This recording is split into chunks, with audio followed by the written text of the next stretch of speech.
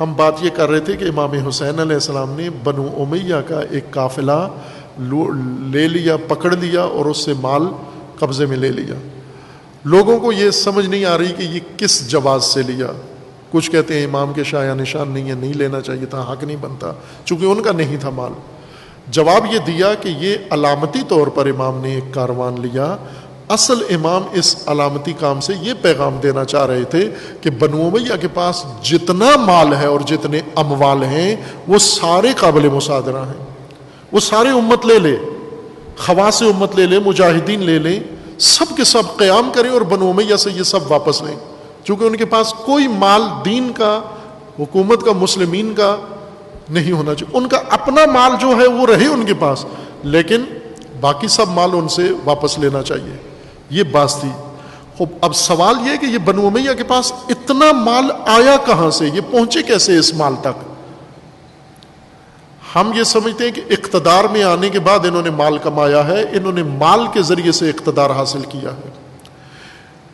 ان کو اتنے بڑے مالیاتی امپرر بنانے کی فرصت کیسے ملی، موقع کیسے ملا، جگہ کہاں بنی، گیپ کیا تھا جہاں سے یہ اتنے کثیر مال تک پہنچے؟ وہ کارٹل بنو امیہ کی جنہوں نے پورے عالم اسلام کا اس وقت کا بہت، آپ ابھی پہلے خطیب جو پروفیسر صاحب بہت خوبصورت مجلس پڑھ کے گئے ہیں، آپ نے سنی ہے، وہ بھی اشارہ کر رہے تھے کہ 4 براعظموں پر سلطنت اسلامی پھیلی ہوئی تھی۔ وہ ویسا ہی تھا، 4 براعظموں پر سلطنت اسلامی پھیلی ہوئی تھی، 4 براعظموں کا بیت المال، 4 براعظموں کی انکم یہ ان کے پاس موجود تھی، یہ ساری ان سے واپس لینی تھی۔ اس تک پہنچے کیسے یہ لوگ؟ کہیں سے تو ان کو نفوذ کا کہیں سے جگہ ملی۔ جیسے پاکستان میں جو طبقہ ابھی حاکم بن گیا ہے، سرمایہ دار، یہ کیسے گھسے پاکستان میں؟ کون سا گیپ بنا پاکستان بننے کے بعد؟ ان کو موقع مل گیا اور یہ اقتدار میں آ گئے اور یہ ہر چیز پر قابض ہو گئے۔ یہ 20-22 خاندان جو ابھی موجود ہیں، جن کا پاکستان پورے کے اوپر قبضہ ہے اور مالک ہیں، یہ کیسے گھس گئے؟ اور یہ مالیات ان کے پاس اتنی اربوں خربوں کیسے آئیں اور آج اقتدار اور ہر چیز پاکستان کی تقدیر کے مالک بن گئے اور پاکستان کو اس فلاکت و بدبختی میں ڈالنے والے یہی ہیں؟ یہ کیسے ہوا؟ یہ ضروری ہے یہ جانچنا، یہ جائزہ لینا۔ بنو امیہ کے پاس جو مال تھا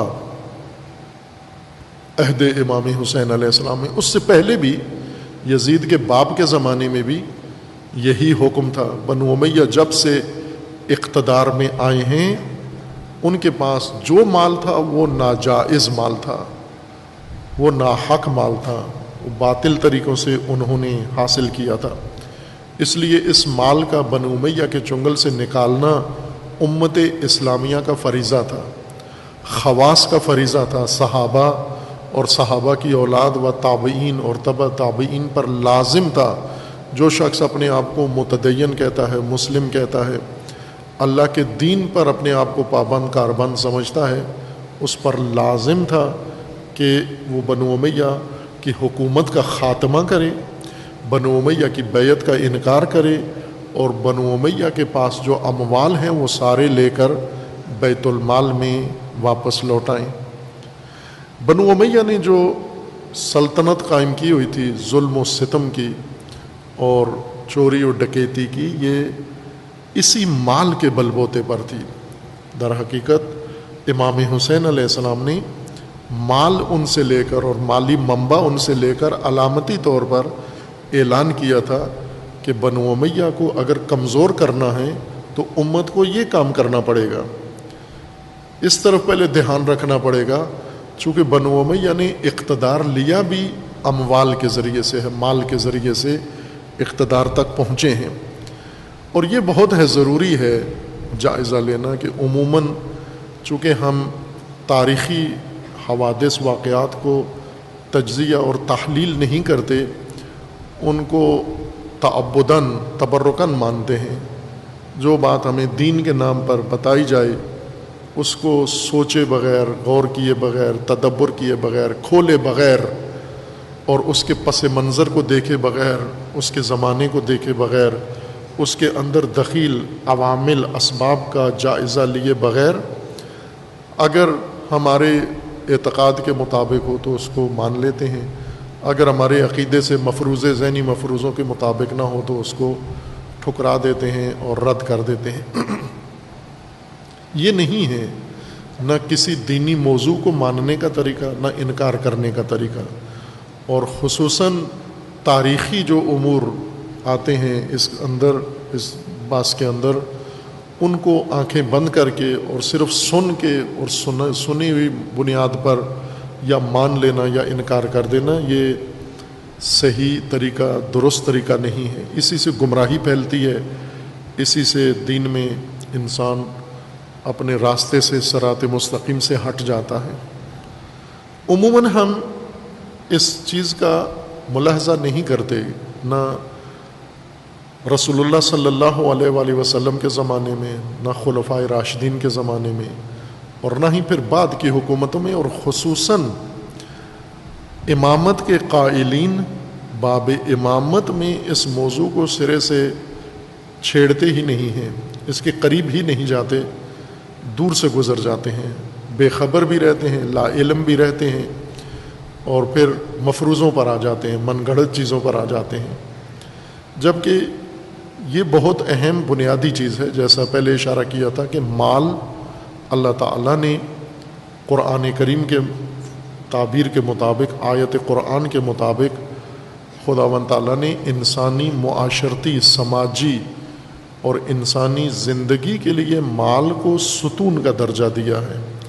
قوام انسان کی زندگی کا مال کے ذریعے سے ہے۔ مال مرکزی ستون کی بنیادی حیثیت رکھتا ہے، اور تاریخ اور مشاہدہ بھی یہی بتاتا ہے۔ آج بھی جو سلسلے قائم ہیں اور ان کی جو مالی کیفیت اور حیثیت ہے، اسی حد تک ان کی تاثیر بھی ہے، اسی حد تک ان کا اقتدار بھی ہے، اسی حد تک ان کی طاقت بھی ہے، اسی حد تک ان کی قلمرو بھی ہے۔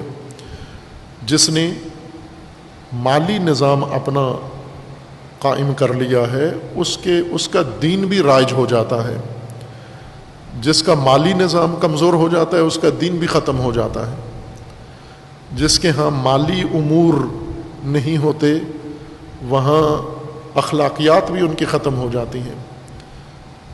جہاں مالیات کا حساب نہ کیا جائے، ان کو مد نظر نہ رکھا جائے، وہاں پر غلامی آ جاتی ہے، محکومی آ جاتی ہے۔ آج جو طاقتیں دنیا کی مالک بنی ہوئی ہیں، شیطانی طاقتیں، کس ہتھیار کے ذریعے؟ مال کے ذریعے۔ مال ہے ان کے پاس، سپر پاور ہیں۔ کیوں کہ سپر مالدار ہیں، ان کے پاس سب سے زیادہ مال ہے، اقتصاد بہت مضبوط ہے۔ کمزور ممالک کون ہیں؟ تیسری دنیا کے مالی طور پر جو کمزور ہیں۔ غلام کون ہیں؟ فقیر ممالک۔ غلام کون ہیں؟ جن کے پاس مال نہیں ہے اور مالی بنیاد ان کی ضعیف ہے، کمزور ہے۔ پاکستان جو کئی حوالوں سے بہت طاقتور ہے، 22 کروڑ عوام ہونا یہ طاقت ہے، ایٹمی طاقت ہونا یہ طاقت ہے، اور اس کے اندر اور بہت ساری فنی اور علمی صلاحیتیں موجود ہیں، یہ طاقت ہے۔ یہ اتنی طاقت ساری، اس کی کوئی قیمت نہیں ہے۔ کیوں کہ مالی طور پر پاکستان کمزور ہے۔ یہ ایٹمی طاقت ہے لیکن مال نہیں ہے اس کے پاس۔ اب عرب ملکوں کے پاس دیکھیں آپ، کویت کے پاس ایٹم نہیں ہے، مال ہے۔ قطر کے پاس ایٹم بم نہیں ہے، مال ہے۔ سعودی عرب کے پاس ایٹمی طاقت نہیں ہے، مال ہے۔ امارات کے پاس ایٹمی طاقت نہیں ہے، مال ہے۔ تو ایٹمی طاقت مالدار ملکوں کی محتاج ہے، ان کی غلام ہے، ان کے تابع ہے، ان کی نوکری کرنے پر مجبور ہے۔ طاقت مال کے ذریعے سے آتی ہے۔ بنو امیہ نے بھی طاقت مال کے ذریعے سے حاصل کی ہے۔ سب سے پہلا انہوں نے اموال مسلمین پر ہاتھ مارا ہے، اور اموال کو انہوں نے پہلے لوٹا ہے، اور مالی طاقت کے ذریعے سے پھر لوگوں کو اپنا پیروکار بنا لیا۔ معاویہ نے جس طریقے سے سلطنت قائم کی، خلافت ختم کی، ملوکیت قائم کی، تو مال کا سب سے بڑا کردار اس کے اندر رہا ہے۔ بنو امیہ تاریخی طور پر آپ دیکھیں ایک بہت ہی حیرت ناک داستان ہے، تعجب والی، کہ اسلام کے سب سے بڑے دشمن بنو امیہ خاندان نہیں ہے، حزب ہے، جماعت ہے، ایک اقتدار پسند جماعت ہے۔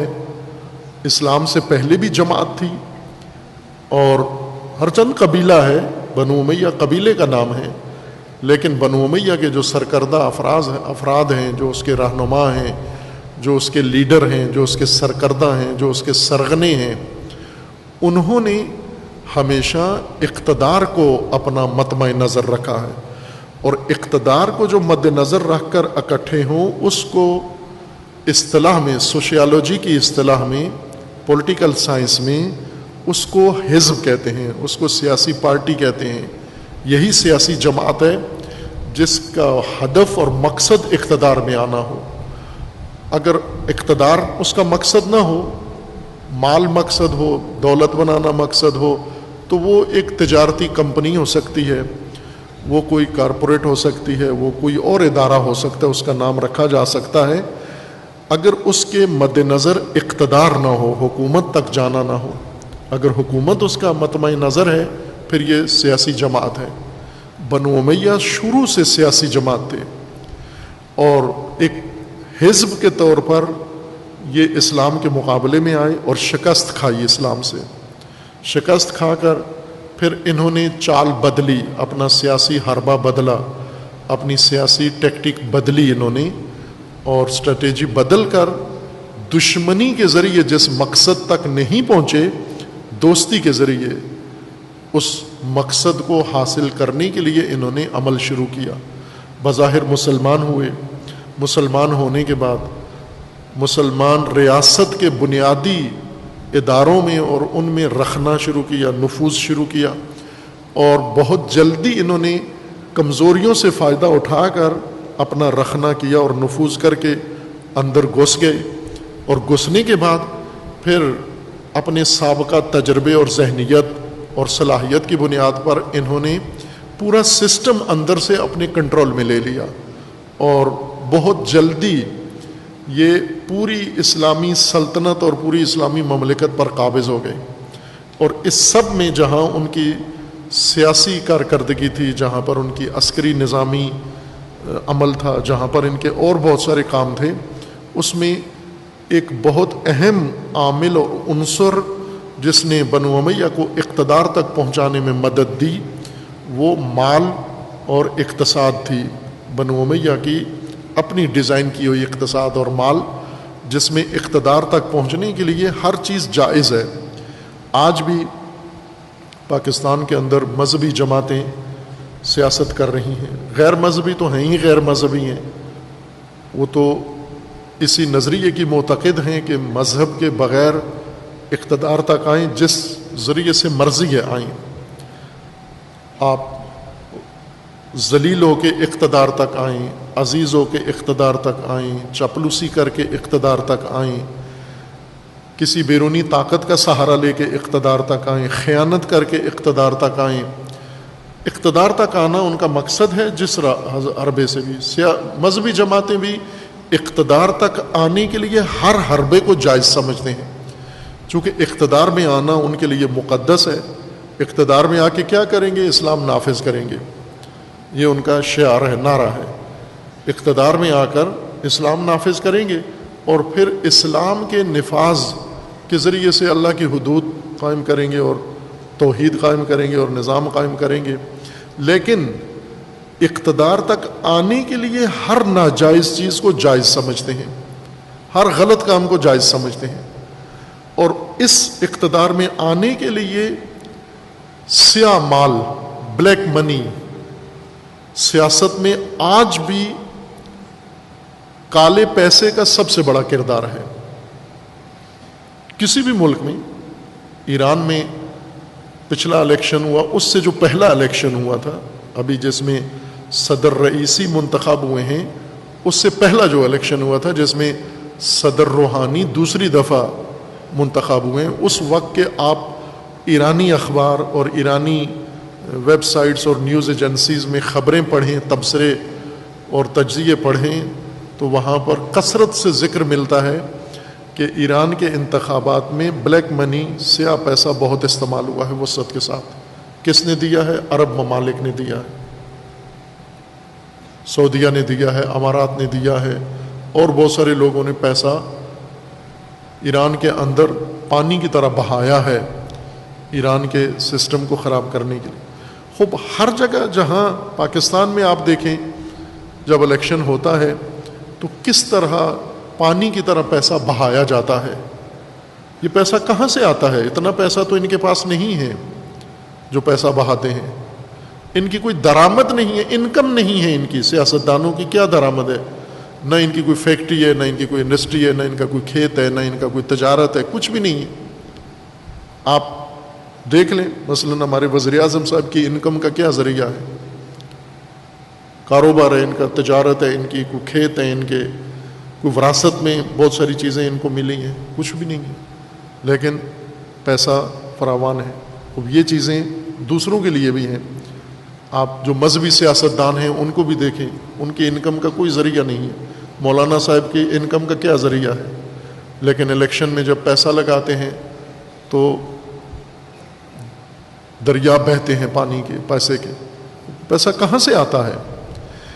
اس لیے کہ پیسے کے بغیر اقتدار آج بھی اور کل بھی اقتدار کا حصول ناممکن تھا، اور جو حزبیں، جو پارٹیاں، جماعتیں اقتدار کی بھوکی ہیں، اقتدار کی تشنا ہیں، یا جنہیں پلاننگ کے ساتھ اقتدار میں آنا ہے، وہ پہلے اپنا مالی سسٹم بناتے ہیں، اقتصادی نظام بناتے ہیں جس میں جائز ناجائز کی کوئی تفریق نہیں ہوتی، حق و باطل کی نہیں ہوتی، صرف مال آئے۔ وہ مال منشیات سے آئے، وہ مال خیانت سے آئے، وہ مال وطن فروشی سے آئے، وہ مال دین فروشی سے آئے، وہ مال ضمیر فروشی سے آئے، وہ کسی طرح سے بھی آئے، بس مال ہمارے پاس آئے۔ پھر اس کے بعد چونکہ یہ طریقہ جو آپ دیکھ رہے ہیں اقتدار تک آنے کا صرف مال کے پل سے گزرتا ہے، اور جن کا مال تھوڑا ہوتا ہے یا نہیں ہوتا وہ پیچھے رہ جاتے ہیں۔ اپنی پارٹی میں ان کو ٹکٹ نہیں ملتا، ٹکٹ لینے کے لیے پہلے سب سے پہلے پارٹی کو انہوں نے چند کروڑ پہلے پارٹی کو دینا ہوتا ہے، 10 کروڑ 20 کروڑ ٹکٹ لینے کے لیے اپنی جماعت کو دیں، پھر اس کے بعد ووٹروں کو دیں، پھر اس کے بعد مختلف مؤثر سرکردہ لوگوں کو دیں، علاقے کے وڈیروں کو دیں۔ وہ اس طرح ایک الیکشن کے اوپر اتنا بڑا پیسہ لگتا ہے، آتا کہاں سے ہے اس کا آپ حساب لگائیں تو معلوم ہے کہ جائز ناجائز سارا انہوں نے اکٹھا کیا ہے۔ بنو امیہ نے اقتدار تک آنے کے لیے بہت سارے حربے استعمال کیے، جن میں سے ایک بہت اہم ان کا طریقہ مال تھا۔ مال کے ذریعے انہوں نے یہ کامیابی حاصل کی ہے۔ پہلے سے مالدار تھے بنو امیہ، غریب نہیں تھے۔ مکہ میں قریش میں سب سے مالدار قبیلہ یہی تھا۔ بنو امیہ پہلے سے، اسلام لانے سے پہلے سے بہت امیر اور مالدار لوگ تھے، بلکہ تجارت کا انہوں نے باقاعدہ اپنے اندر انحصار رکھا ہوا تھا، انحصاری تجارت کرتے تھے، یعنی مکہ میں کسی کو بھی تجارت کرنی ہے بنو امیہ کے ذریعے کرے گا، خود اپنا مستقل قافلہ لے کر شام، یمن یا مصر یا کہیں بھی نہیں لے کے جا سکتا۔ اگر اس نے تجارت کرنی ہے تو بنو امیہ کے کمپنی سے، تجارتی کمپنی کے ذریعے سے کرے۔ ابو سفیان ان کا ہیڈ تھا، اقتصادی اور تجارت کا بڑا دھنی انسان تھا اور بڑی کامیاب تجارت کرتا تھا، لہٰذا چھوٹے سرمایہ دار مکہ کے وہ اپنا پیسہ جمع کر کے تجارت کے موقع پر وہ اس کو دے دیتے تھے کہ ہمارے لیے بھی سامان تجارت خریدیں یا کمیشن دے دینا ہمارے لیے، جیسے آج کل پارٹنر بنتے ہیں یا انویسٹمنٹ کرتے ہیں۔ ابو سفیان کے پاس یہ پیسہ چھوٹے سرمایہ لگتا تھا۔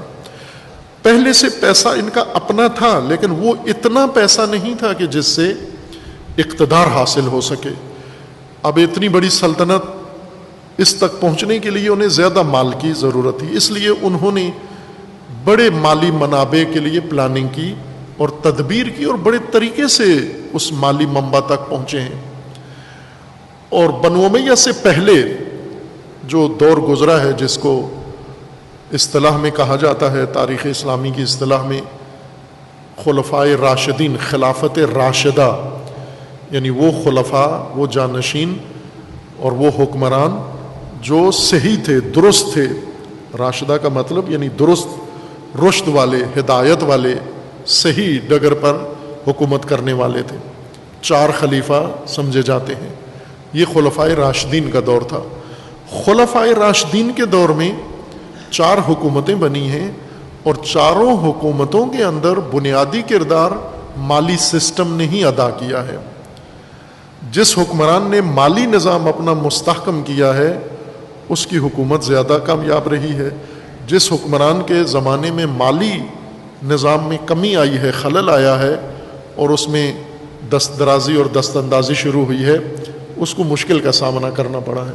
ہم تھوڑا اس سے بھی پہلے چلے جائیں، رسول اللہ صلی اللہ علیہ وآلہ وسلم کے زمانے میں چلے جائیں۔ چونکہ یہ موضوع نہیں چھیڑتے، میں نے سنا نہیں ہے، ممکن ہے آپ کے لیے چھیڑتے ہوں، بعض علماء، بزرگ علماء کرتے ہوں، کہ دین کا، رسول اللہ کے عہد میں مالی نظام سسٹم کیا تھا، مالیات کیسے تھے، بیت المال کیسے تھا، اقتصاد کیسی تھی مسلمانوں کی۔ ایک دین تھا، ایک امت بنی، اور امت کی زندگی کا، ہر انسان کی زندگی کا ایک بڑا اہم پہلو اس کی اقتصاد ہے۔ اور رسول اللہ صلی اللہ علیہ وآلہ وسلم نے امت تشکیل دی، تو امت اقتصاد کے بغیر تو نہیں ہو سکتی۔ صرف آکسیجن سے امت نہیں بنتی، یا صرف عبادتوں سے امت نہیں بنتی، صرف عقیدے سے امت نہیں بنتی، ایمان سے۔ اقتصاد ایک بہت اہم رکن ہے ایمان کے ساتھ، اور ایمان کا ہی حصہ ہے۔ یہ ہمارے ذہنوں میں ہے کہ ہم نے مال اور ایمان کو آپس میں ٹکرا دیا ہے، مال نامقدس ہو گیا ہے اور ایمان مقدس ہو گیا ہے، لہذا ایمان اسی صورت میں ثابت ہوتا ہے جب مال نہ ہو کسی کے پاس۔ اگر مال آ گیا ہے تو سمجھو ایمان گیا اس کا۔ مال کے خطرات ہیں، شدید خطرات ہیں مال کے، بتائے گئے ہیں ساتھ۔ مال انسان کی زندگی کی بنیاد ہے، اساس ہے۔ زمین پر، چونکہ اللہ نے انسان کو زمین کے لیے پیدا کیا ہے، یہ آپ اپنے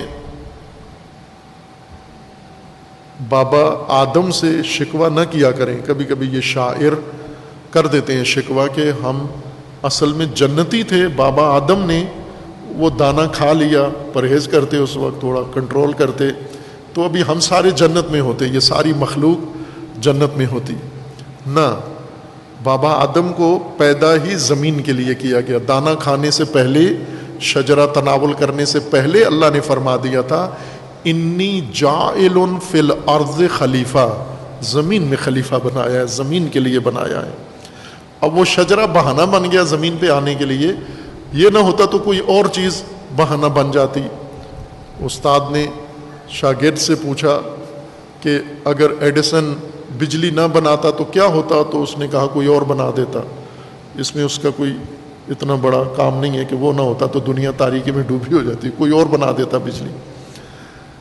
بابا آدم اگر یہ شجرہ نہ کھاتے کوئی اور بہانہ بن جاتا کسی اور دلیل سے۔ بالآخر جو زمین کے لیے بنایا اس کو زمین پہ آنا ہے، اور جو زمین پر آیا ہے اس کی زندگی کے سارے تقاضے زمینی ہیں۔ وہ ملکوتی زندگی نہیں بسر کر سکتا۔ ملکوتی زندگی فرشتہ بسر کر سکتا ہے۔ ملکوتی زندگی یعنی پیٹ بھی نہیں ہے، انتڑیاں بھی نہیں ہیں، کھانا بھی نہیں ہے، ہاضمے کا سسٹم ہی نہیں ہے، دانت بھی نہیں ہے، منہ بھی نہیں ہے، پانی بھی نہیں ہے، غلہ بھی نہیں ہے، کچھ بھی نہیں ہے۔ یہ ملکوتی زندگی ہے۔ غلے کا بیچ میں کوئی انتظام نہیں ہے، کوئی خوراک، کوئی رزق نہیں ہے۔ لیکن زمینی کے لیے تو یہ ساری چیزیں لازمی ہیں۔ انفاق کی بات میں رزق کا معنی کیا ہے؟ رزق اس مادی یا مانوی چیز کو کہتے ہیں جس پر زمینی مخلوقات کی بقا کا، زندگی کا دار و مدار ہے، وہ رزق انسان ہے۔ یہ رزق انسان کی زندگی کی بنیاد ہے، ستون ہے، اس کے سہارے پر زندگی قائم ہوگی۔ لہٰذا اس کو ایمان سے ٹکرانا یہ درست نہیں ہے، چونکہ ایمان کے لیے جو زندگی کا نقشہ بنایا گیا ہے اس میں خود مال کو بنیادی رکنیت دی گئی ہے، اور مال کے سہارے جو نظام بنے گا اسی میں ایمان ہوگا۔ وہی ایمانی نظام تشکیل دینا ہے زمین پر، زمینی تقاضوں کے مطابق۔ لہٰذا یہ ہر دور میں ہر امت میں ہر نسل میں یہ موضوع ہے کہ ان کی زمینی ضرورتیں، ان کی مادی ضرورتیں، ان کی ظاہری ضرورتیں کیسی پوری ہوتی تھی، کیا کرتے تھے وہ لوگ۔ رسول اللہ صلی اللہ علیہ وآلہ وسلم نے امت تشکیل دی، کس طرح سے اقتصادی ضرورتیں اور مالی ضرورتیں پوری ہوتی تھیں۔ ہیڈ کوارٹر کی ہوتی تھیں، لوگوں کی ہوتی تھی جو خاندان اسلام سے منسلک ہوتے تھے، مشرف بے اسلام ہوتے تھے، ان کا کیسے نظام چلتا تھا۔ یہ موضوع عموماً ہم اس کو چھیڑتے ہی نہیں ہیں، بیان ہی نہیں کرتے، گویا یہ ہے ہی نہیں ہے۔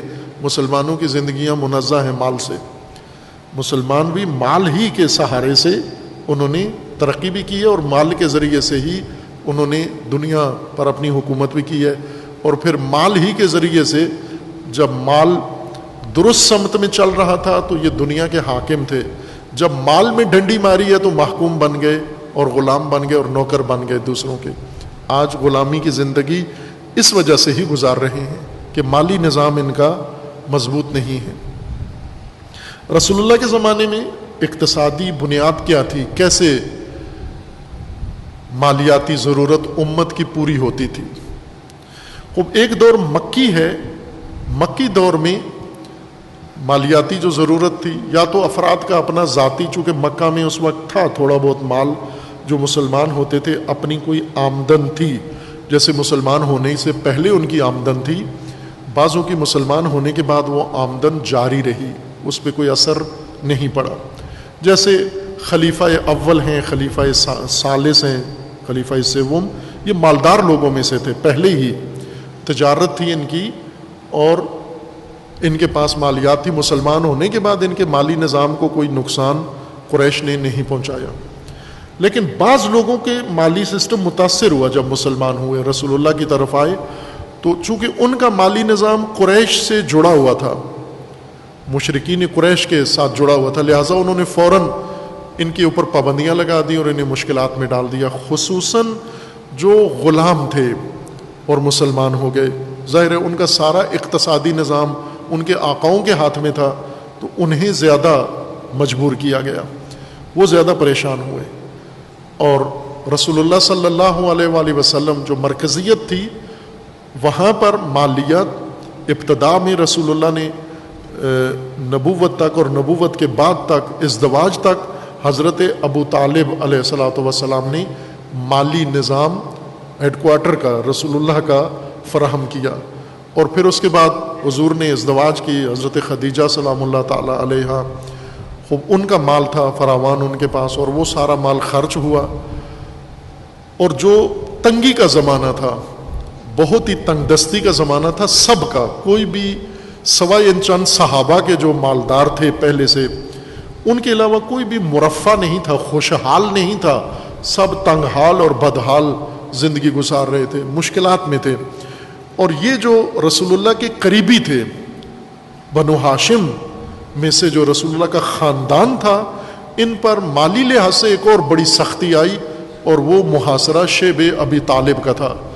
وہ صرف اقتصادی پابندی تھی، اقتصادی ان کا محاصرہ تھا، گھراؤ تھا، اقتصادی طور پر اس خاندان کو، امت کو وہاں جکڑ دیا گیا اور پابندی لگا دی کہ کوئی بھی ان کی پیروی کے لیے نہیں آ سکتا اور ان کی مدد نہیں کر سکتا۔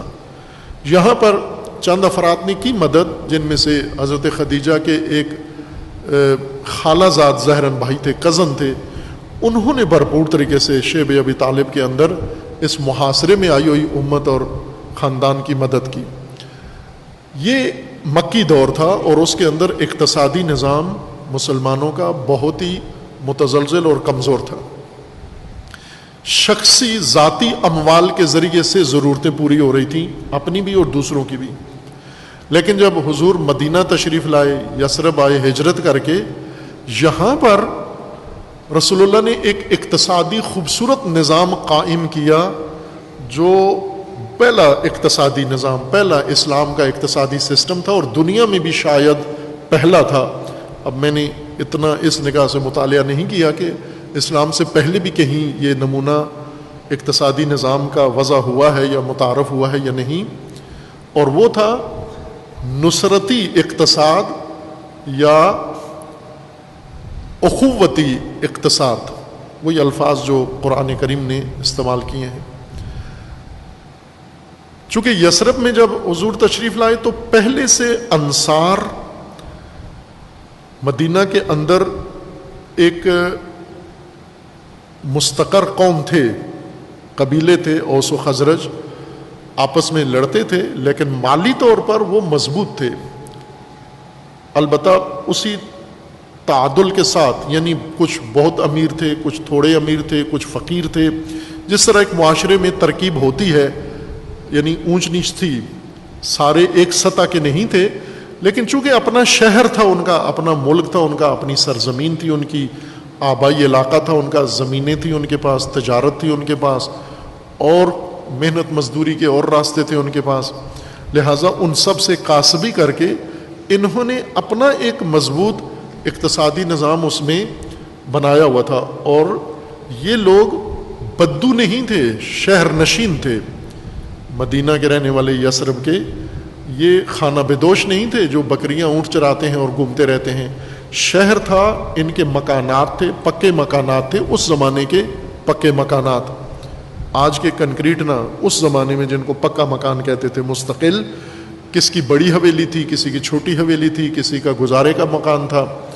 باہر کے مختلف تناسب کے ساتھ ان کی گھر بھی تھے اور ان کے گھریلو اقتصادی نظام بھی چلتا تھا اپنی رائج درآمد سے، کھیتی باڑی سے اور مال مویشی پالنے سے اور دودھ وغیرہ بیچنے سے، اون اور کھالیں بیچنے سے، کھجوریں بیچنے سے، کپڑا کی تجارت کرتے تھے مختلف علاقوں میں.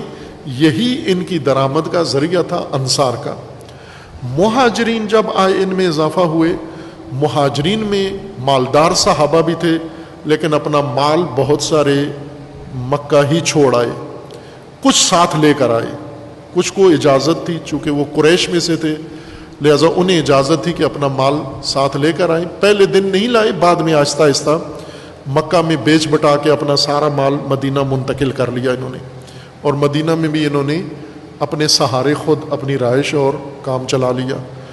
کچھ ایسے تھے جو اپنا جو کچھ تھا مکہ چھوڑ آئے، مالی طور پر ایک پائی بھی ساتھ نہیں لا سکے، نہ سامان لا سکے، نہ بستر لا سکے، نہ کپڑے لا سکے، نہ جوتے لا سکے، نہ برتن لا سکے، اور نہ ہی سونا چاندی یا سکے لا سکے، کرنسی لا سکے. جو تھا وہیں تلاشی دے کے وہیں چھوڑ کر آ گئے. یہ منحصر تھے انصار کے اوپر. رسول اللہ نے ان کے لیے ایک اقتصادی منبع یہ بنایا کہ اخوت قائم کی، بھائی چارہ. یہ بھائی چارہ اخلاقی نہیں تھا، سماجی و اقتصادی بھائی چارہ تھا کہ یہ لوگ آئے ہیں جن کے پاس کچھ بھی نہیں ہے، اور وہ جو پہلے سے ہیں ان کے پاس کم از کم اپنے گزارے کے لیے سب کچھ ہے. لہٰذا ان کا اقتصادی سہارا ان کو بنایا، منبع ان کو بنایا، اخوت قائم کی. خوب یہ اخوتی اقتصاد ہے.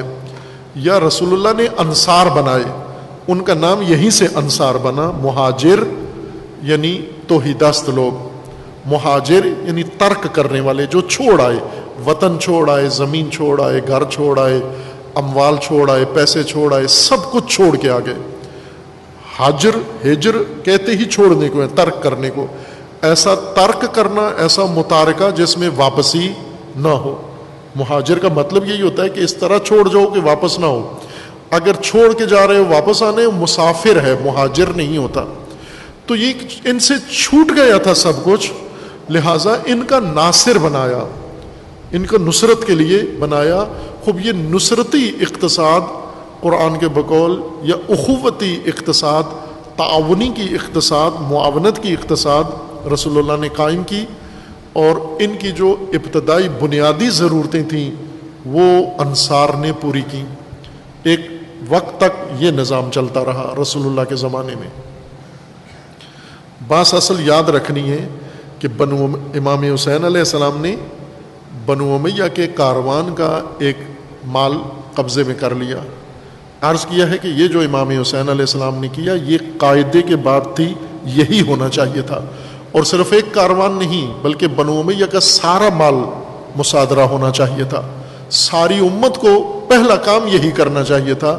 اٹھ کے بنو امیہ کے پاس جتنا مال و منال ہے جس نام سے ہے وہ سارا ان سے لے لینا چاہیے تھا اور اس کو بیت المال میں لا کر ڈال دیتے. یہ امت کا فریضہ تھا یہ کرنا. کسی نے نہیں کیا, امام حسین علیہ السلام نے کیا. جب ایک امام نے کیا دوسروں نے اعتراض کر دیا کہ امام کے شایع نشان نہیں ہے یہ کام کرنا, یعنی ناحق مال ظالم غاصب سے لے لینا یہ امام کے شایع نشان نہیں ہے. پھر کیا شایع نشان ہے؟ ان کی طرح کہ حرام جس کے پاس ہے اسی کے پاس رہنے دیں, بلکہ آپ بھی تھوڑا سا حرام اس سے لے لیں یا اس کے شریک ہو جائیں, یہ شایع نشان ہے. یہ شایع نشان نہیں ہے جو امت نے کیا, جو دوسروں نے کیا, جو آنکھیں بند کر کے بیٹھے رہے نیوٹرل بن کر. یہ شایع نشان نہیں, نہ اسلام کے, نہ امت اسلامی کے, نہ اللہ کے دین کے, کسی کے شایع نشان نہیں. بنو امیہ کا کیوں سارا مال قابل ضبطی ہے؟ ان کے پاس ایک پائی بھی نہیں رہنا چاہیے. اس کو سمجھنے کے لیے ہمیں پہلے یہ دیکھنا ہوگا کہ بنو امیہ کے پاس یہ مال سارا آیا کہاں سے ہے, کس طریقے سے یہ اس مال و منال تک پہنچے ہیں. میں آسان, چونکہ ہماری ذرا طالب علمانہ بحث ہے اور آپ اس اسلوب سے روش سے مانوس اتنے نہیں ہیں, آج کے اخبار میں ایک کالم چھپا ہے, بہت ہی فاضل شخصیت, روزنامہ 92 جو اردو اخبار ہے ان کا, اس کے اندر اکثر ایک کالم چھپتا ہے, کالم نگار ہیں ان کے چیئرمین وقف بورڈ ڈاکٹر طاہر رضا بخاری, بہت فاضل شخصیت ہیں, اکثر بہت اچھے کالم لکھتے ہیں, بڑے عالمانہ فاضلانہ کالم لکھتے ہیں. لیکن چونکہ حکومتی اہلکار ہیں, عہدیدار ہیں, تو حکومتی عہدے کا بھی بعض اوقات خیال انہیں رکھنا ہوتا ہے. بعض اوقات ان کے کالموں میں وہ بھی رنگ ہوتا ہے, عہدے کے تقاضے کے مطابق بھی ہوتا ہے, لیکن اکثر عالمانہ اور فاضلانہ کالم لکھتے ہیں. آج کے اخبار میں 16 اگست کے اخبار میں, اخبار 92 میں, روزنامہ میں ان کا کالم آیا ہے جمہوری اقدار کے نام سے. کالم کا عنوان بالکل بے ربط ہے, نیچے جو انہوں نے مطالب لکھے ہیں اس کے نیچے جو مطلب لکھا ہے انہوں نے وہ یہی کربلا لکھا ہے, امام حسین علیہ السلام کا قیام اور بنو امیہ کا نظام. اور بہت ہی مختصر, چونکہ ادیب ہیں, فاضل ہیں, بہت خوبصورت انداز سے انہوں نے بنو امیہ کی سلطنت کا نقشہ خلاصہ کر کے چند الفاظ میں بیان کیا ہے. میرے خیال میں وہ آپ کو بہت کلیئر سمجھ میں آئے گا. آپ سارے روزنامہ اگر نہیں بھی خریدتے, نیٹ پر آ جاتا ہے روزنامہ, یا کوئی چند افراد وہ کالم ان کا سافٹ کاپی اس کی نکال کے باقیوں کو فارورڈ کر دیں, واٹس ایپ کر دیں یا دیگر اس سے, تاکہ وہ پڑھیں.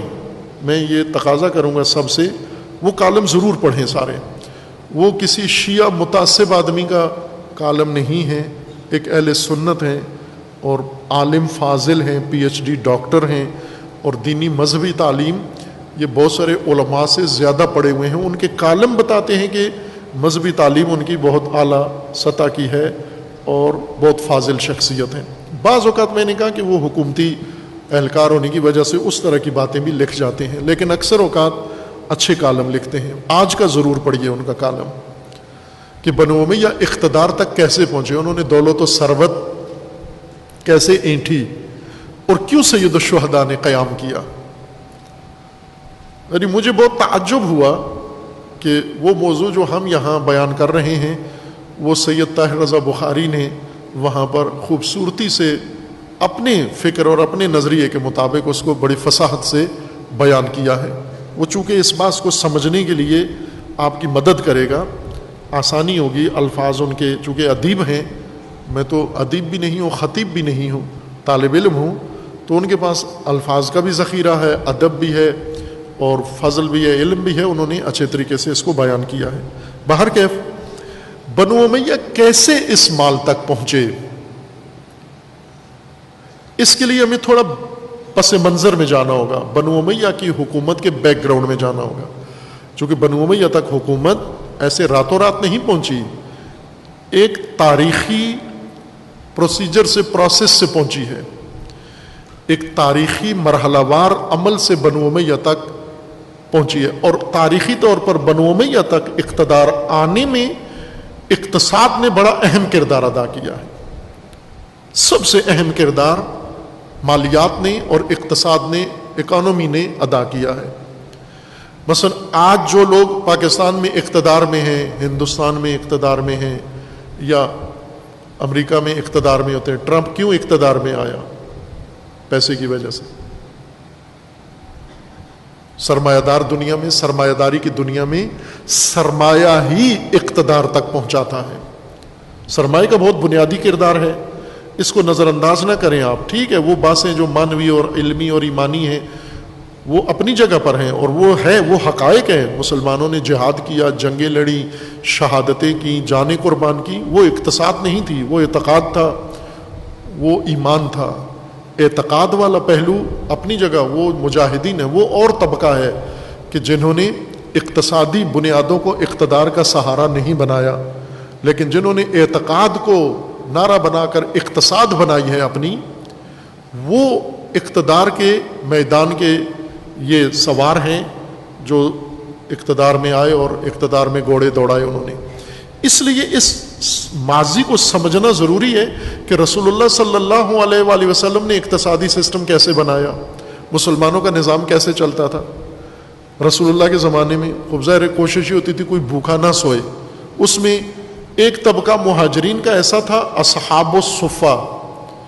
اصحاب الصفہ یعنی بالکل توحی دست، بالکل ننگ دھڑنگ، نہ پہننے کے لیے کچھ، نہ کھانے کے لیے کچھ، نہ اوڑھنے کے لیے کچھ، نہ بچھانے کے لیے کچھ بھی نہیں تھا. کپڑے پورے نہیں ہوتے تھے. ان کے بارے میں کہ نماز کا سطر پورا نہیں ہوتا تھا، بدل کے کپڑے، ایک نماز پڑھتا پھر اس کی قمیض دوسرا پہنتا، چونکہ جو اس نے پہنی ہوئی تھی وہ نماز میں پوری نہیں ہوتی تھی. اسی طرح ان کا کھانا پورا نہیں ہوتا تھا.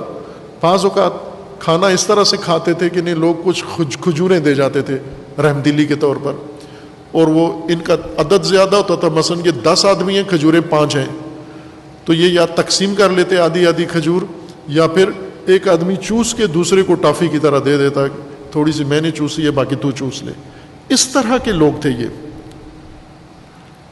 اصحاب صفہ میں سے تھے، لیکن رسول اللہ کی کوشش تھی کہ یہ بھی بھوکے نہ ہوں.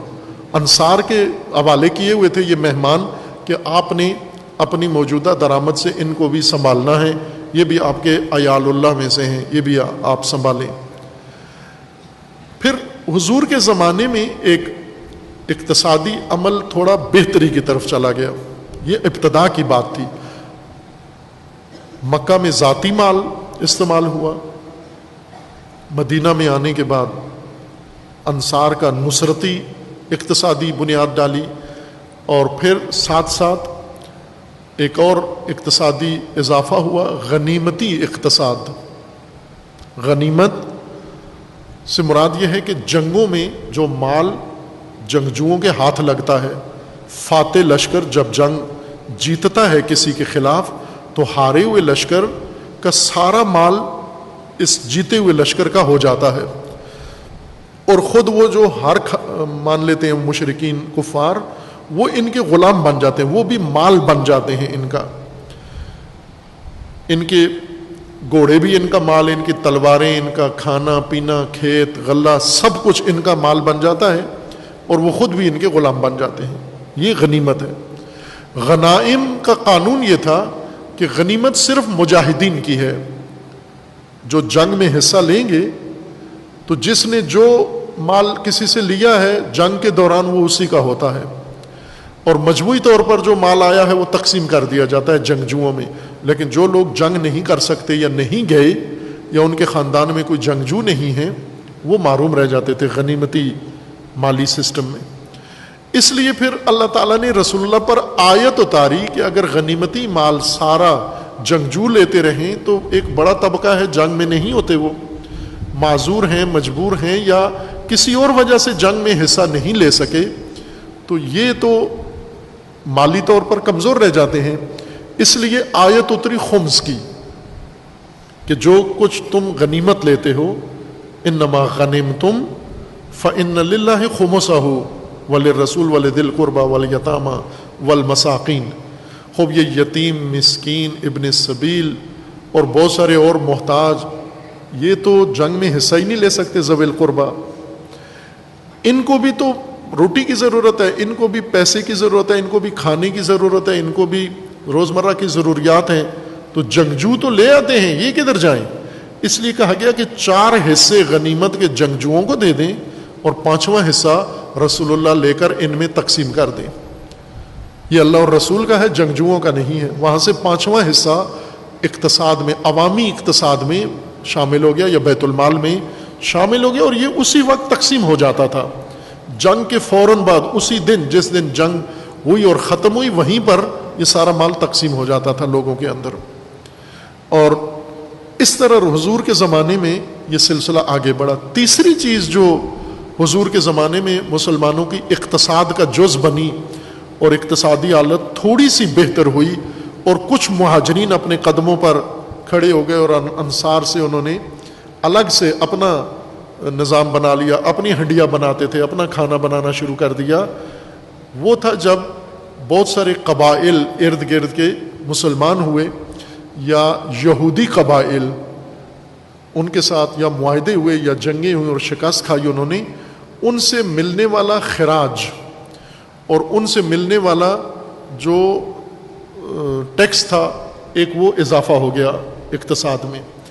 اور دوسرا جو مسلمان ہو جاتے تھے، بہت سارے قبائل مسلمان ہو جاتے، کلمہ پڑھ لیتے، ان کے پاس اس وقت یہ عموماً بدو ہوتے، خانہ بدوش مالدار لوگ ہوتے تھے، گھر نہیں ہوتا تھا، لیکن ان کے پاس ایک کے پاس سینکڑوں بھیڑ، بکریاں، اونٹ، گھوڑے، خچر، جیسے ابھی بھی دیکھیں خانہ بدوشوں کے پاس بہت اموال ہیں۔ یہی لاہور کے اندر شہر میں جھگیوں والے یہ رہتے ہیں، یہ تقریباً میرے خیال میں ان کے پاس ماڈل ٹاؤن والے کوٹھیوں کے برابر پیسہ ہوتا ہے ان کے پاس، یہ جھگیوں والوں کے پاس بھی خرچہ نہیں ہے، بل نہیں دیتے، نہ بجلی کا بل، نہ پانی کا بل، نہ گھر کا بل، نہ سڑک کا بل، کسی چیز کا، نہ پٹرول ان کا لگتا ہے، کچھ بھی نہیں، اور پیسہ ان کے پاس فراوان ہے۔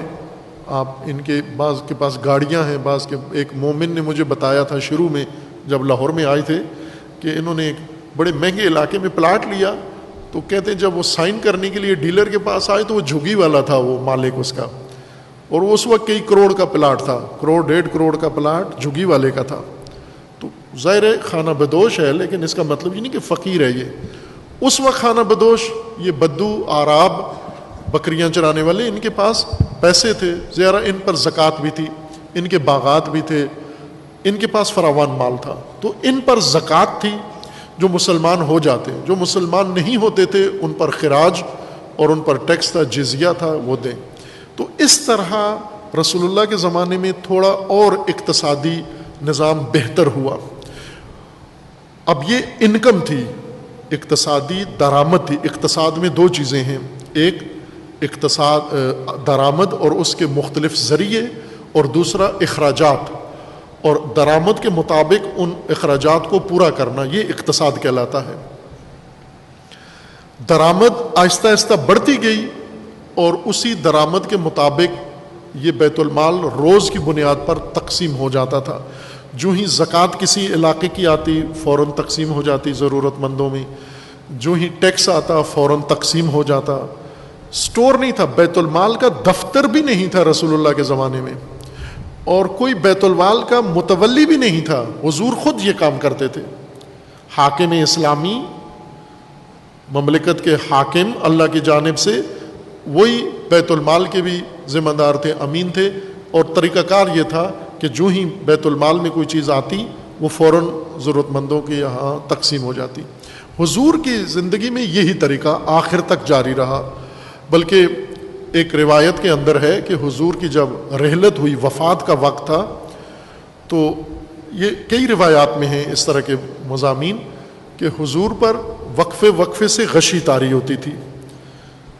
حالت ایسی تھی بیماری کی وجہ سے، تھوڑی دیر کے لیے حضور غشی طاری ہوتی، پھر ہوش آتا، جب ہوش آتا پھر پوچھتے، جیسے اسامہ کا لشکر حضور نے کہا کہ جائے، پھر حضور کے اوپر غشی طاری ہوئی، ہوش آیا، پوچھا گیا ہے نہیں گیا ہے، تو ٹال مٹول کر رہے تھے، نہیں بھیج رہے تھے اور نہیں بھیجا، آخر تک حضور دنیا سے چلے گئے، لیکن اسامہ کا لشکر روانہ نہیں کیا۔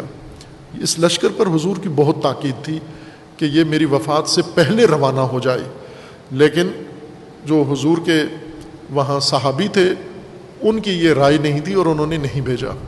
بعد میں خلیفہ اول کے زمانے میں وہ لشکر روانہ کیا گیا بنا کر، اور اس میں بھی تبدیلی کر دی گئی، جس طرح حضور نے ترتیب دیا تھا اس طرح نہیں روانہ ہوا۔ اسی طرح چند اور کام تھے، قلم و کاغذ حضور نے مانگی کہ مجھے دو، لیکن نہیں دی گئی کہ اس وقت حالت ٹھیک نہیں ہے۔ بلکہ ایک اہل سنت کے عالم دین کا کلپ چند دن پہلے کسی نے مجھے سنایا، تو وہ کہہ رہے تھے کہ حضور نے یہ بہت معروف عالم ہیں، آپ شاید روزانہ ہی ان کے کلپ سنتے ہوں گے یا دیکھتے ہوں گے، مکہ میں مدینہ میں مسجد النبی میں جو مکی صاحب ہیں، دیوبند کے عالم ہیں، مدینہ میں ہوتے ہیں ظاہراً، مکہ میں یا مدینہ میں، مکہ میں ہے میرے خیال میں، حرم مکی میں ہے، ان کا نام ہی عبد الرحمن مکی ہے۔ تو وہ وہاں اردو زبان والوں کو روزانہ سوالوں کے جواب دیتے ہیں۔ تو ان سے کسی نے یہ سوال کیا کہ حضور نے قلم کاغذ آخری وقت میں، چونکہ یہ حدیث اہل سنت کی کتب میں ہے، قلم کرتاس والی حدیث، اور اس میں پورا ماجرا ہے، کسی کاٹ چھانٹ کے بغیر، سینسر نہیں ہوئی ہوئی، پوری لکھی ہوئی ہے کہ حضور نے قلم کاغذ مانگا اور کچھ نے دینے کے لیے کوشش کی تو حضرت عمر نے منع کر دیا کہ نہیں دینی۔ اس مولانا نے جو الفاظ، اس کا کلپ بھی آپ سن سکتے ہیں، انہوں نے کہا کہ حضور نے کاغذ قلم مانگا تو کچھ صحابہ نے احتراماً دینے کی کوشش کی، لے آئے تھے قلم کاغذ، لیکن حضرت عمر نے روک لیا اور کہا کہ نہیں دینا، چونکہ حضور کی طبیعت خراب ہے، یہ بیماری کی وجہ سے ہے۔ اب وہ الفاظ میں نہیں زبان پہ جاری کرتا جو انہوں نے استعمال کیے، لیکن سادہ ترجمہ یہ ہے کہ طبیعت خراب ہے۔ تو وہ مولانا کہہ رہے تھے کہ حضرت عمر نے حضور کو سمجھایا کہ قرآن کافی ہے ہمارے لیے، اللہ کی کتاب کافی ہے، آپ نے جو بیان کرنا تھا بیان کر گئے ہیں، ابھی آپ کی طبیعت خراب ہے، لکھنے میں دشواری ہوگی، زحمت ہوگی۔ تو حضرت عمر نے سمجھایا تو رسول سمجھ گئے، حضور سمجھ گئے سمجھانے سے۔ یہ مولانا نے تفسیر کی ہے۔ خوب ظاہر ہے انہوں نے کوشش کی ہے کہ کسی طرح مثلاً اس کام کو تھوڑا سا ملائم کر کے متعادل بنا کر پیش کریں۔ میں وفات کے وقت کے واقعات بیان کر رہا ہوں کہ یہ حضور نے وفات کے وقت جو اہم چیزیں اقدام تھی، ایک بار بار غشی سے جب بھی افاقہ ہوتا فوراً فرماتے کہ اسامہ کا لشکر روانہ ہوا نہیں ہوا، تو پتہ چلتا نہیں ہوا۔ ایک اور کام جو حضور نے اس احتضار کے عالم میں اہتمام کیا وہ یہ تھا کہ زکوٰۃ کے یا جزیے کے یا جس مد میں تھے وہ نہیں تاریخ میں لکھا ہوا کہ کس مد کا آیا ہوا پیسہ تھا، لیکن تھا بیت المال کا، لوگوں کو دینا تھا، ضرورت مندوں تک پہنچانا تھا۔ چند دینار تھے، 4 یا 5 دینار، یہ حضور نے گھر میں رکھے ہوئے تھے اور پھر بیماری کی وجہ سے وہ نہیں پہنچا سکے۔ اب حضور نے اس بیماری کے عالم میں حکم دیا اپنی زوجہ ام المؤمنین کو کہ آپ وہ پیسے لے آئیں اور فوراً لوگوں کو پہنچائیں، یہ جس کے ضرورت مندوں کے ہیں ان تک فوراً پہنچائیں، گھر میں فلاں جگہ رکھے ہوئے ہیں۔ انہوں نے بھی شاید یا بیماری میں زیادہ توجہ تھی، حضور کی حالت پہ زیادہ دھیان تھا، اس فرمان پہ زیادہ توجہ نہیں کی، نہیں لائیں وہ پیسے، وہ دینار، اور حضور پہ غشی طاری ہوئی۔ پھر جب دوبارہ ہوش میں آئے، حضور نے دوبارہ پوچھا کہ وہ پیسے پہنچا دیے ہیں، تو عذر پیش کیا یا یہ کہا کہ ابھی آپ پہ مشکل بنی ہوئی ہے، ہم بعد میں پہنچا دیں گے، فرصت میں پہنچا دیں گے۔ حضور نے سختی کے ساتھ، ناراحتی کے ساتھ فرمایا کہ فوراً اس دنیا سے رب کے پاس جانے سے پہلے پہلے یہ مال پہنچاؤ۔ میں نہیں چاہتا اپنے رب کی بارگاہ میں جاؤں اور یہ 4 دینار لوگوں کے میری گردن پر ہوں۔ میں 4 دینار کا بوجھ لے کر اپنے خدا کی بارگاہ میں نہیں جانا چاہتا، یہ فوراً پہنچاؤ، اس کے بعد میں چاہتا ہوں۔ لہذا اصرار کر کے اس حالت میں حضور نے بیت المال کا مصرف وہاں پہنچا دیا۔ خب یہ دو اقتصاد میں عرض کیا میں نے کہ دو بنیادیں ہیں، ایک درآمد، حکومت کی درآمد، بیت المال کی درآمد، امت کا نظام چلانے کے لیے حکومت کا، اور دوسرا اخراجات کہ یہ درآمد ضروریات پر خرچ ہو، جو بھی بنیادی ضرورتیں ہیں لوگوں کی زندگی کی، مسلمانوں کی، وہ ساری اس پیسے سے پوری ہوں، اور اگر کمی پڑتی ہے تو اس کے لیے درآمد کا مزید انتظام کیا جائے، اہتمام کیا جائے۔ یہ اقتصادی نظام جو دنیا میں بھی رائج ہے اور دین کے اندر بھی تاکید ہے اس کے اوپر، گھر میں بھی ضروری ہے، قوم کے لیے ضروری ہے، ملک کے لیے ضروری ہے۔ خالص مخلص مسلمان ہونے کا مطلب یہ نہیں ہے کہ گھر میں کھانے کے لیے ہی کچھ نہ ہو اور سارا دن مسجد میں گزار دو، یا سارا دن دین کے نام پر کرتے رہو اور شام کو جو گھر میں نہ اپنے لیے نہ بچوں کے لیے کھانے کے لیے ہو۔ یہ اس لیے اس کو عبادت کہا گیا ہے، کسب حلال، مال حلال، درآمد حلال لے کر اپنی فیملی کو، اپنے خاندان کو پرورش کرنا، یہ عبادات میں سے ہے۔ یوں نہیں ہے کہ مسجد میں جو سجدہ کرتے ہو یہ عبادت ہے اور دکان میں جو خرید و فروخت کرتے ہو وہ عبادت نہیں ہے، وہ دنیا ہے، وہ بھی عبادت ہے اگر اپنی زندگی کی ضروریات کے لیے یہ کام کر رہے ہو۔ یہ حضور کے زمانے کا نظام تھا، اور پھر حضور اس دنیا سے تشریف لے گئے صلی اللہ علیہ وآلہ وسلم، اور پھر اس کے بعد عرض کیا تھا ہمیشہ کہ پھر دو سلسلے شروع ہو گئے حضور کی رحلت کے بعد، ایک امامت کا سلسلہ یا غدیری مکتب، اور ایک خلافت کا سلسلہ اور سقیفہ کا تفکر یا مکتب و فیصلہ۔ غدیری مکتب سے مراد یہ ہے کہ رسول اللہ نے اپنی وفات سے 2 ماہ پہلے، تقریباً 2 ماہ سے کچھ دن اوپر، حجۃ الوداع کے موقع پر 18 ذی الحجہ 10 ہجری کو امت کو اکٹھا کر کے ان کے سامنے فرمایا، جو شیعہ سنی متفق و متواتر روایت ہے جس میں کوئی شک و شبہ نہیں ہے، امیر المومنین علی علیہ السلام کی ولایت کا اعلان کیا انہی الفاظ کے ساتھ، من کنت مولاہ فہذا علی مولاہ۔ اب وہ مسلم یہ ہے کہ ولایت ہی تھی، حکومت ہی تھی، حاکمیت کا اعلان ہوا۔ آج اہل سنت بھی کہتے ہیں دوستی تھی اور شیعہ کہتے ہیں محبت تھی، چونکہ سنی دوستی کے معنی میں لیتے ہیں کہ رسول اللہ کے یار تھے، 4 یار، ان میں چوتھے علی تھے، امت بھی ان کو دوست ہی سمجھتی ہے، شیعہ بھی محبت ہی سمجھتے ہیں، محبت سے آگے حکومت کے دونوں قائل نہیں ہیں، کم از کم پاکستانی شیعہ کی میں بات کر رہا ہوں، علماء ہوں یا عوام ہوں یا جو جس طبقے میں بھی ہوں، علی سے صرف محبت کرتے ہیں شیعہ، علی کی حکومت کے قائل نہیں ہیں، حاکمیت کے قائل نہیں ہیں، صرف محبت کے ساتھ چپکے ہوئے ہیں۔ خب یہ 2 راستے بنے۔ جب حضور کی آنکھ بند ہوئی تو انصار نے سقیفہ میں، مدینہ کے مصافات میں بیٹھ کر فوراً میٹنگ بلائی، اوس و خزرج کے 2 نمائندے یا 3 نمائندے اوس و خزرج کے بیٹھے، 6 یا 8 افراد، اور انہوں نے فیصلہ کر لیا اور سعد ابن معاذ کو جانشین رسول اناؤنس کر دیا کہ یہ خلیفہ ہیں یہ، اور پھر باریاں رکھ لیں کہ ایک خلیفہ اوس میں سے ہوگا، ایک خزرج میں سے ہوگا۔ اتنے میں اس فیصلے کی اطلاع مہاجرین کو ملی جو ابھی تک رسول اللہ کی وفات کے بعد غم میں تھے اور مبتلا تھے اور سوگوار تھے۔ جب انہیں اطلاع ملی تو یہاں سے 3 شخصیات روانہ ہوئے، حضرت ابو بکر رضی اللہ عنہ اور حضرت عمر رضی اللہ عنہ اور عبیدہ جراح، یہ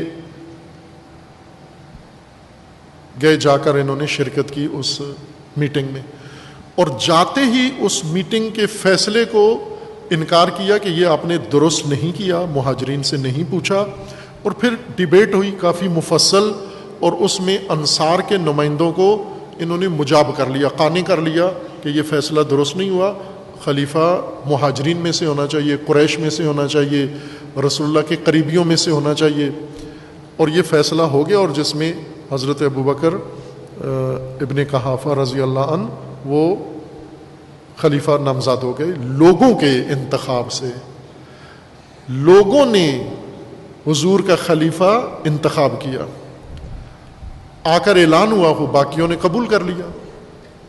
یہ ذہن میں رہے، یعنی فرق دونوں میں یہ ہے کہ غدیر میں جو اعلان ہوا وہ لوگوں نے نہیں کیا، نہ رسول اللہ نے خود کیا، وہ اللہ کا فیصلہ تھا.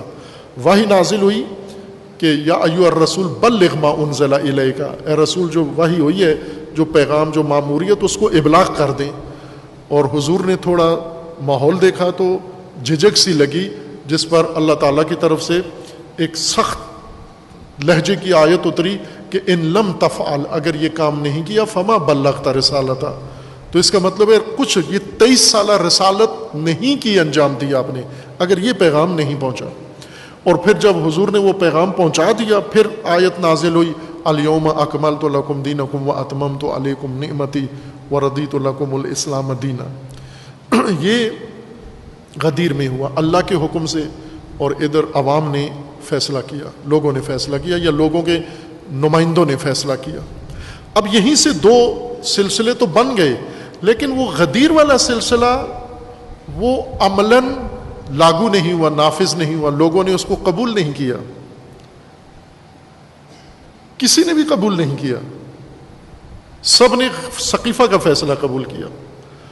اور روایات مختلف ہیں، بعض روایات میں تھا 3 آدمی تھے جو غدیر کے فیصلے کے اس وقت حامی تھے، 3 آدمی فقط، باقی سب سقیفہ کے رائے کے حامی تھے، منتخب خلیفہ کے. منتصب خلیفہ کو نہیں مانا، منتخب خلیفہ کو مان لیا. یہ ایک طرح کی روایات ہیں، اس میں کوئی اختلاف نہیں ہے، شیعہ سنی دونوں میں اسی طرح کی بات ہے. بہرکیف اب اقتدار، عملی اقتدار خلیفہ اول حضرت ابوبکر کے پاس آ گیا. انہوں نے حکومت شروع کی. اس حکومت میں انہوں نے بھی یہی کام کیا. پہلا ایک دستور یہ دیا کہ مصادرہ کیا جائے، مال واپس جو رسول اللہ نے دیا تھا وہ مال واپس لایا جائے. اور وہ فدق حضرت زہرا سلام اللہ تعالی علیہا کو رسول اللہ نے یہ باغ دیا تھا، خیبر یہود، خیبر کے یہود نے سے یہ مال ملا تھا، چونکہ انہوں نے یہ بغیر جنگ کے یہ حضور کے حوالے کر دیا تھا. مفتوح مال نہیں تھا، اور مفتوح مال قرآن کے مطابق انفال ہے، فے ہے، جس کا اختیار رسول اللہ کے پاس ہے. اور رسول اللہ نے یہ مال دے دیا جناب سیدہ کو. اور رسول اللہ کے زمانے تک امیر المومنین اس باغ سے استفادہ کرتے رہے، اور درآمد ان کی یہاں سے تھی. لیکن اس کی درآمد گھر نہیں لاتے تھے، اس کی درآمد امیر المومنین عموماً فقراء میں، ضرورت مندوں میں تقسیم کر دیتے تھے. اس کے علاوہ بھی درآمد تھی امیر المومنین کی، اور وہ مختلف باغوں میں جا کر کھیتی باڑی کرتے تھے، باغات لگاتے تھے کھجوروں کے. اور پانی کی قلت کی وجہ سے امیر المومنین کی اونٹنی تھی ایک، اور اس اونٹنی پر مشکیں بھر کے پانی چشمے سے لا کے ان باغوں کو پانی دیتے تھے، اور یہاں سے جو درآمد ہوتی تھی وہ بھی اکثر فقراء میں تقسیم ہو جاتی تھی. ایک تیسرا کام بھی امیر المومنین کی درآمد کا تھا، اور وہ یہ تھے کہ کنویں کھودتے تھے امیر المومنین. بہت مہارت تھی کنواں کھودنے میں. اب مدینہ میں پانی جہاں زمین میں بہت نیچے ہے، اوپر نہیں ہے، وہاں کنواں کھود کے پانی تک جانا، اور میٹھا پانی، وہ بھی ایک اہم درآمد کا ذریعہ تھا امیر المومنین کا. لیکن وہ بھی عموماً اکثر کنویں کھود کر وقف کر دیتے تھے، اس علاقے کے قبیلے کے نام، ان لوگوں کے نام یا عوام کے نام وقف عام کر دیتے تھے. ابھی بھی آپ، اللہ تعالیٰ آپ کو توفیق دے زیارت مدینہ و حج مکہ کی انشاءاللہ، آپ مدینہ سے جب جائیں گے مکہ کی جانب تو مسجد شجرہ میں احرام باندھتے ہیں. مسجد شجرہ سے پہلے ایک سٹاپ آتا ہے، اس کا نام ہے آبار علی. آبار علی، آج کل کی عربی میں تلفظ اس طرح سے کرتے ہیں، آبار علی. یہ آبار علی، آبار جم ہے بئر کی، بئر، اور عربی میں بئر کنویں کو کہتے ہیں. یہ علی علیہ السلام کے کھودے ہوئے کنویں ہیں، اور ابھی کنویں نہیں ہیں، لیکن نام جگہ کا ابھی تک یہی ہے. اس محلے کا نام، اس مرکز کا نام ہی آبار علی ہے.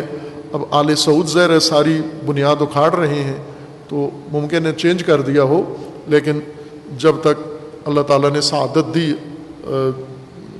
حج کی تو اس وقت تک یہی نام تھا اس کا. اب مجھے نہیں معلوم نام اس کا باقی ہے یا نہیں ہے. خوب یہ امیر المومنین کے ذرائع درآمد کے ذریعے تھے. کہ جن میں سے اکثر درآمد راہ خدا میں چلی جاتی تھی، گھر نہیں آتی تھی، فدق کی بھی۔ خلیفہ نے ایک پہلا حکم صادر یہ کیا کہ یہ مال یہ رسول اللہ کا تھا اور حاکم کا تھا، اور رسول اللہ کے بعد یہ خلیفہ کا ہے، لہٰذا انہوں نے اپنے اختیار سے دیا تھا، انہوں نے اپنے اختیار سے واپس لے لیا، جس پر ایک بڑا تنازع تاریخی کھڑا ہو گیا، اور بی بی نے مقاومت کی اس کے مقابلے میں، اور اپنا احتجاج کیا، حق اپنا ثابت کرنے کی کوشش کی، جو نہیں ملا آخر کار، لیکن تاریخ کا ایک بہت ہی بڑا ماجرا اور تنازع بن گیا، آج تک بنا ہوا ہے جو، اور مؤثر ہے تاریخ کے اندر، جس کے اثرات ہیں اور رہیں گے یہ، چونکہ ماجرا ہی اسی نوعیت کا ہے۔ خوب یہ بھی ایک اقتصادی کام تھا، یہ مصادرہ تھا۔ ایک مومن نے سوال بھی پوچھا ہے کہ آپ کہہ رہے ہیں کہ مصادرہ جو ناحق مال کسی کے پاس چلا گیا ہو تو امیر المومنین نے اپنی حکومت میں فدق واپس کیوں نہیں لیا؟ ٹھیک سوال پوچھا ہے۔ امیر المومنین نے 4 سال کے لگ بھگ حکومت کی، اور اس میں بیت المال لوٹا ہوا جتنا ہو سکا واپس کیا ہے، سوائے فدق کے کہ یہ نہیں واپس کیا۔ امیر المومنین نے نہیں کیا۔ بعد میں ایک بنو امیہ کے ایک خلیفہ نے یا حاکم نے، عمر ابن عبدالعزیز نے، یہ اولاد فاطمہ زہرا سلام اللہ علیہا کو واپس کر دیا، باقاعدہ رسمی سرکاری طور پر واپس کر دیا، نوٹیفیکیشن جاری کر کے۔ لیکن ان کی حکومت صرف 2 سال چلی، بنو امیہ نے ان کو شہید کر دیا، قتل کر دیا، عورتوں نے اس کے اندر ہے یا ان کے قریبیوں نے، کہ یہ اگر 2 سال حکومت میں یہ کر رہے تو انہیں صاف طور پر یہ لگ گیا تھا کہ آخر کار یہ عمر ابن عبدالعزیز یہ امام باقر علیہ السلام کو اقتدار دے دے گا، لوگوں کو یہ لگا، اور آپس میں بنو امیہ میں یہ چموگوئیاں سنجیدگی سے شروع ہو گئیں کہ جس طرح سے وہ بہت نوجوان تھا، جوانی کے اندر خلیفہ بنا۔ پہلے بہت تند تھا، بنو امیہ والے ہی افکار تھے، اہل بیت پر، علی علیہ السلام پر نعوذ باللہ لعن طعن کرتا تھا۔ پھر ناگہان اس میں تبدیلی آئی، وہ تبدیلی کی وجوہات بھی تاریخ میں ذکر کی گئی ہیں، اور پھر بہت دل نرم ہوا اور اس نے اصلاحات کی بہت بنیادی، اور بنو امیہ کی جتنی خرابیاں حکومت میں تھیں کوشش کی ان کو ٹھیک کرنے کی، لیکن 2 سال بعد جنازہ ملا اس کا گھر میں، جس طرح عام کہتے ہیں نا گھر میں مردہ پایا گیا، یہ ہوا اس کے ساتھ، گھر میں اپنے بیڈ روم میں مردہ پایا گیا۔ انہوں نے واپس کر دیا، یہ امیر المومنین نے نہیں لیا۔ کیوں نہیں لیا؟ انشاءاللہ یہ بات وہاں پہنچنے والی ہے، امیر المومنین کے عہد تک، وہاں عرض کروں گا کہ امیر المومنین نے کیوں فدق کو نہیں چھیڑا، اور نہج البلاغہ میں اس کا ذکر بھی کیا ہے اپنی خلافت کے زمانے میں۔ امیر المومنین نے بتایا کہ میں نے کیوں نہیں چھیڑا فدق کو۔ خلیفہ نے عموماً یعنی اس ایک کام کے علاوہ باقی تمام امور رسول اللہ صلی اللہ علیہ وآلہ وسلم کی منہج پر قائم رکھے، تبدیلی نہیں کی۔ اقتصادی سسٹم میں جس طرح سے مالیاتی نظام حضور نے بنایا تھا اسی طرح سے انہوں نے بھی چلایا وہ۔ لیکن خلیفہ اول کے زمانے میں ایک اقتصادی چوٹ لگی بڑی سخت مسلمانوں کو، اور وہ یہ کہ کچھ قبائل نے، بدوؤں نے زکوٰۃ دینے سے انکار کر دیا، کچھ نے ٹیکس دینا، خراج دینا بند کر دیا، جو ابھی تک مسلمان نہیں ہوئے تھے اور انہیں خراج دینا تھا، اور کچھ جو مسلمان ہو گئے تھے جنہیں زکوٰۃ دینا چاہیے تھی انہوں نے زکوٰۃ دینا بند کر دی۔ یہ ایک بڑا اہم ماجرا آیا جس سے ایک دفعہ پھر بڑا دھچکا اقتصاد کو لگا، اقتصادی سسٹم کو، اور مسلمانوں کا چونکہ نظام اسی پر چل رہا تھا سارا، لہٰذا خلیفہ نے ان کے خلاف باقاعدہ جنگ کا اعلان کیا۔ پہلے انہیں سمجھانے کی کوشش کی، لیکن دیکھا کہ ان کے تیور بتاتے ہیں وہ ماننے والے نہیں ہیں، لہٰذا جنگ کا اعلان کیا۔ حضرت عمر سخت مخالف تھے اس فیصلے کے کہ یہ خلیفہ دوم حضرت عمر 2 چیزوں میں خلیفہ اول کے مخالف تھے۔ یہ اہم موضوع ہے کہ 4 خلیفہ راشدین ہیں، چاروں کا اقتصادی سسٹم بالکل ایک دوسرے سے الگ ہے، جس طرح چاروں کا اقتدار میں آنے کا طریقہ الگ الگ ہے۔ چاروں خلیفوں میں سے کوئی 2 ایک طرح سے اقتدار میں نہیں آئے۔ پہلے خلیفہ سقیفہ کی میٹنگ میں اہل حل و عقد، انصار و مہاجرین کے چند نمائندوں نے ان کو چنا. دوسرے خلیفہ انہیں کسی نے بھی نہیں چنا, انہیں پہلے خلیفہ نے نامزد کیا ہے, منسوب کیا ہے. تیسرے خلیفہ کونسل بنائی گئی, شورا بنائی گئی, اس میں ہوئے. چوتھے خلیفہ, تیسرے خلیفہ کے قتل کے بعد بیعت کی لوگوں نے, خود عوام نے آ کر ان کو بیعت کر کے چن لیا خلیفہ کے طور پر. بس 4 خلافتیں وجود میں آئیں, چاروں کا طریقہ انتخاب الگ الگ ہے.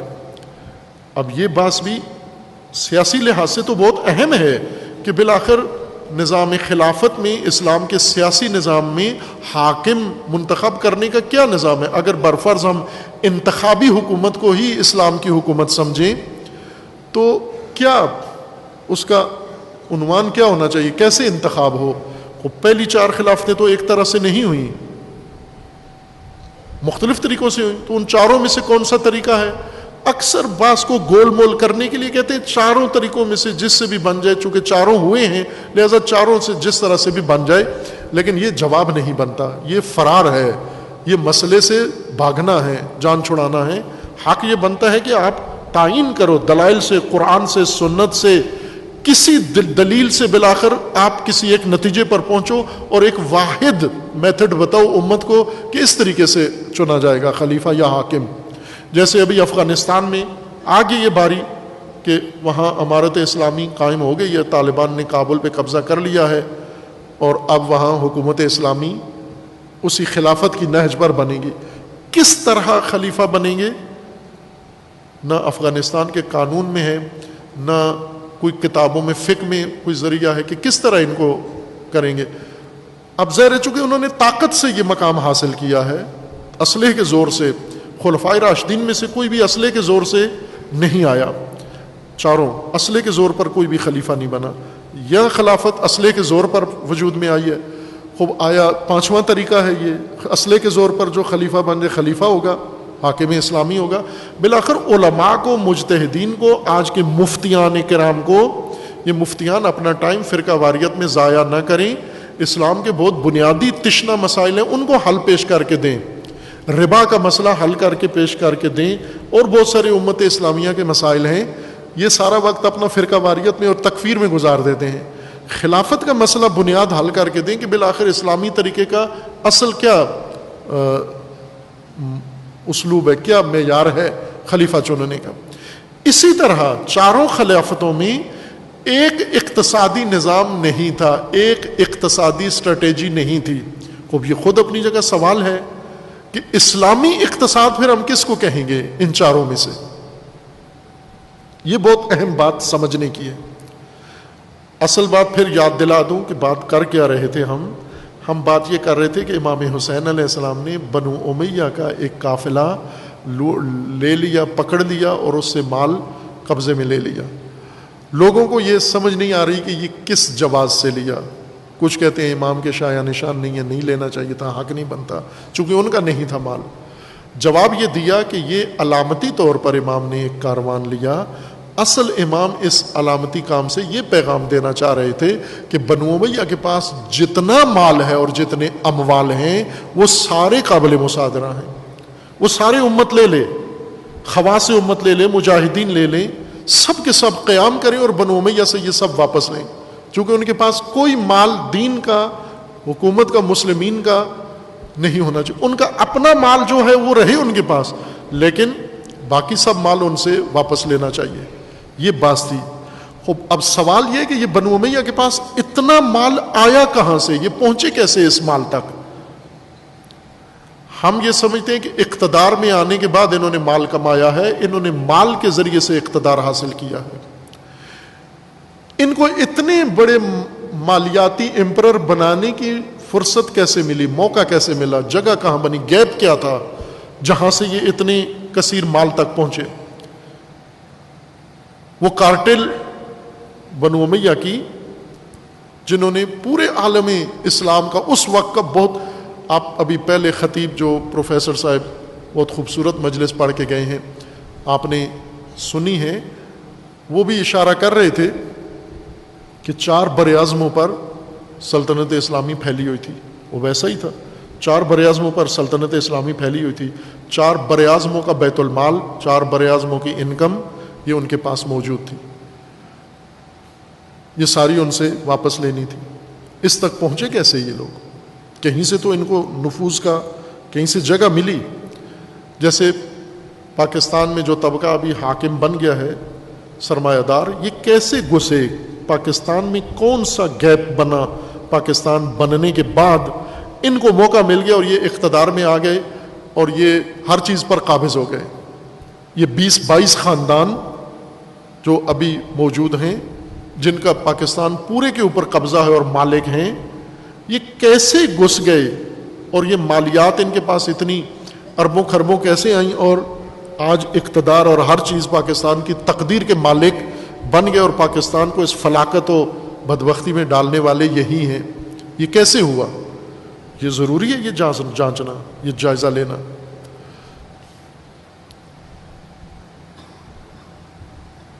خلیفہ اول نے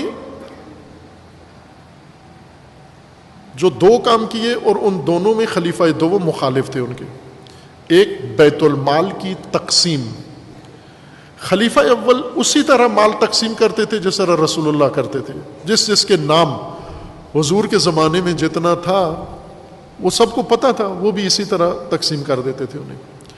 اس میں مہاجر، انصار، قریشی، غیر قریشی، عربی، غیر عربی، عورت، مرد، غلام، آقا، اس میں کوئی تفریق نہیں تھی۔ ضرورت اور مساوات تو ضابطے تھے حضور کے زمانے میں، خلیفہ اول انہی کے مطابق یہ تقسیم کرتے تھے۔ خلیفہ دوم کو اعتراض تھا اس پر شدید کہ یہ ٹھیک عادلانہ تقسیم نہیں ہے، اس تقسیم کو ختم کرو۔ خلیفہ اول ڈٹ گئے، اس بات میں انہوں نے خلیفہ دوم کی بات نہیں مانی، کہا یہ غلط ہے۔ وہ یہ کہتے تھے کہ آپ کیٹیگری بتاؤ، طبقہ دیکھو، شان دیکھو، حیثیت و شخصیت دیکھو، آپ سب کو ایک طرح سے ہی دے رہے ہیں۔ یہ جو بڑے بڑے مجاہدین ہیں جن کی بڑی خدمات ہیں ان کو زیادہ پیسہ دو، یہ جو عام لوگ ہیں ان کو تھوڑا پیسہ دو، یہ جو بعد میں مسلمان ہوئے ان کو اور تھوڑا دو۔ ان میں عورتوں کو ضرورت ہی نہیں ہے دینے کی، اگر دیں بھی تو نصف یا تھوڑا سا دیں، اور غلاموں کو آقاؤں کے بدلے میں برابر کیوں دیتے ہو؟ یہ ان کا ہمیشہ ان پر اعتراض رہتا تھا، لیکن وہ نہیں مانتے تھے اور اپنی زندگی کے آخر تک تقسیم اسی طرح سے رکھی جس طرح سے۔ دوسرا اعتراض خلیفہ دوم کا خلیفہ اول پر یہ تھا کہ زکوٰۃ کا انکار کرنے والوں کے خلاف جنگ نہ کرو، اس طرح مسائل بگڑ جائیں گے۔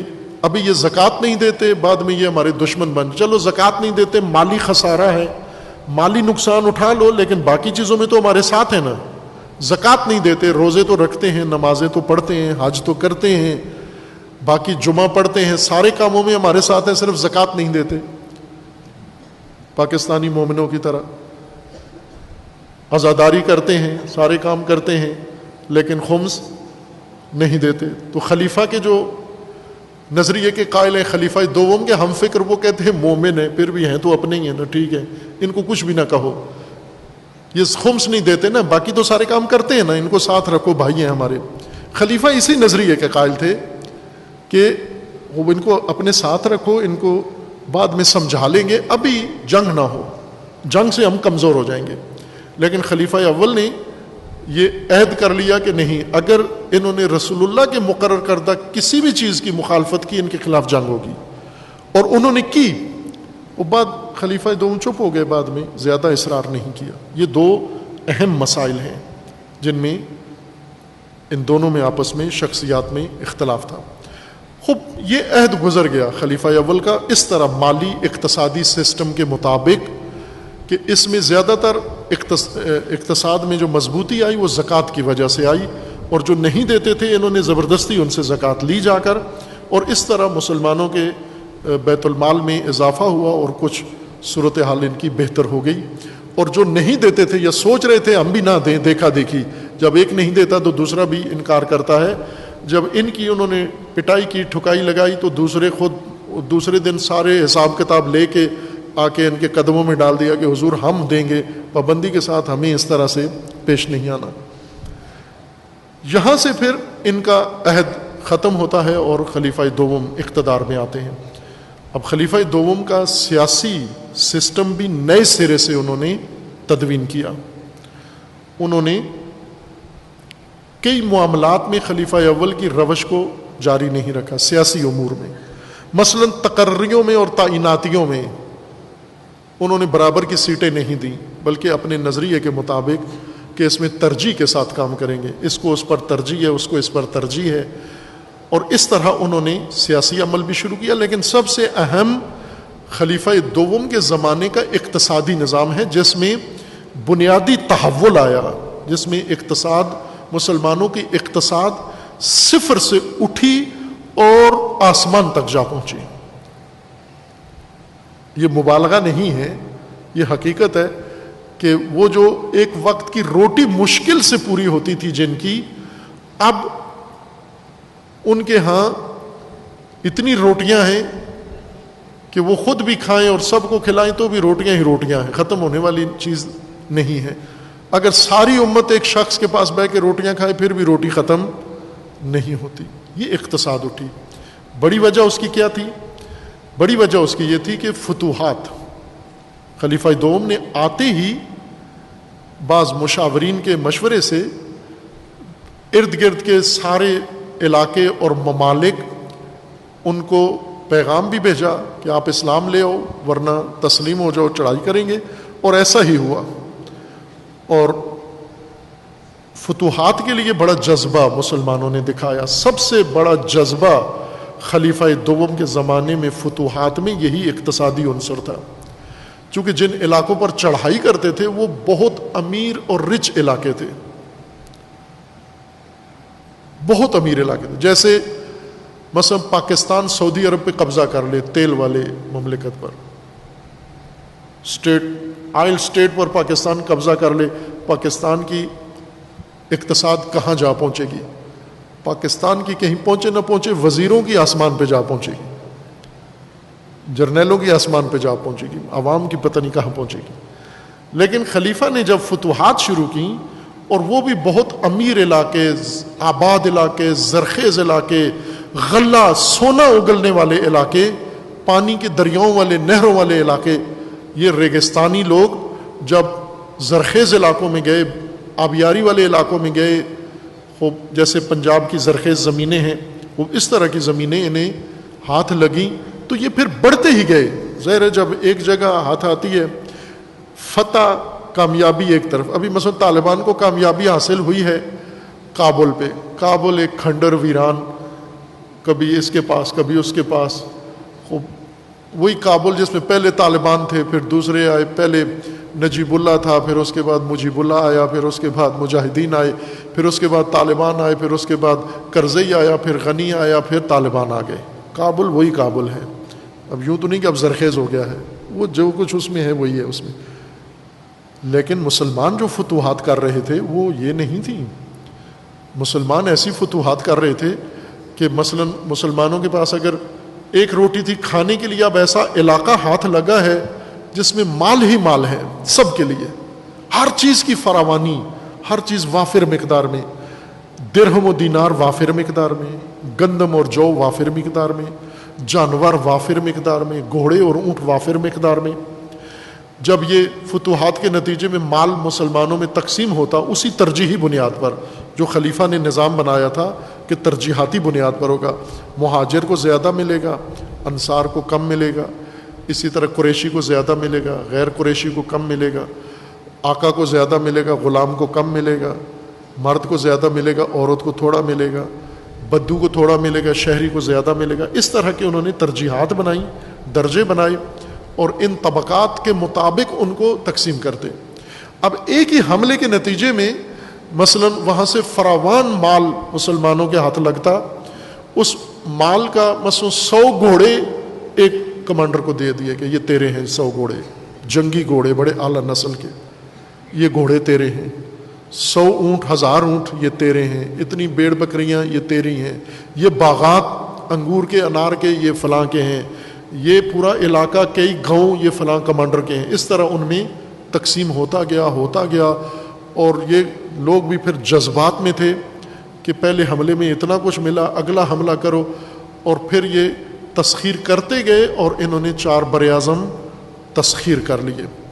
نتیجہ یہ ہوا کہ اقتصاد، مالیات مسلمانوں کے، اب تمام دنیا کی ہر حکومت سے زیادہ سرمایہ مسلمانوں کے پاس آ گیا. ایران ویسے مسلمانوں کا حصہ بن گیا، جو ایک بڑی امپرر تھی. روم ان کا حصہ بن گیا، مصر ان کا حصہ بن گیا، افریقہ ان کا حصہ بن گیا.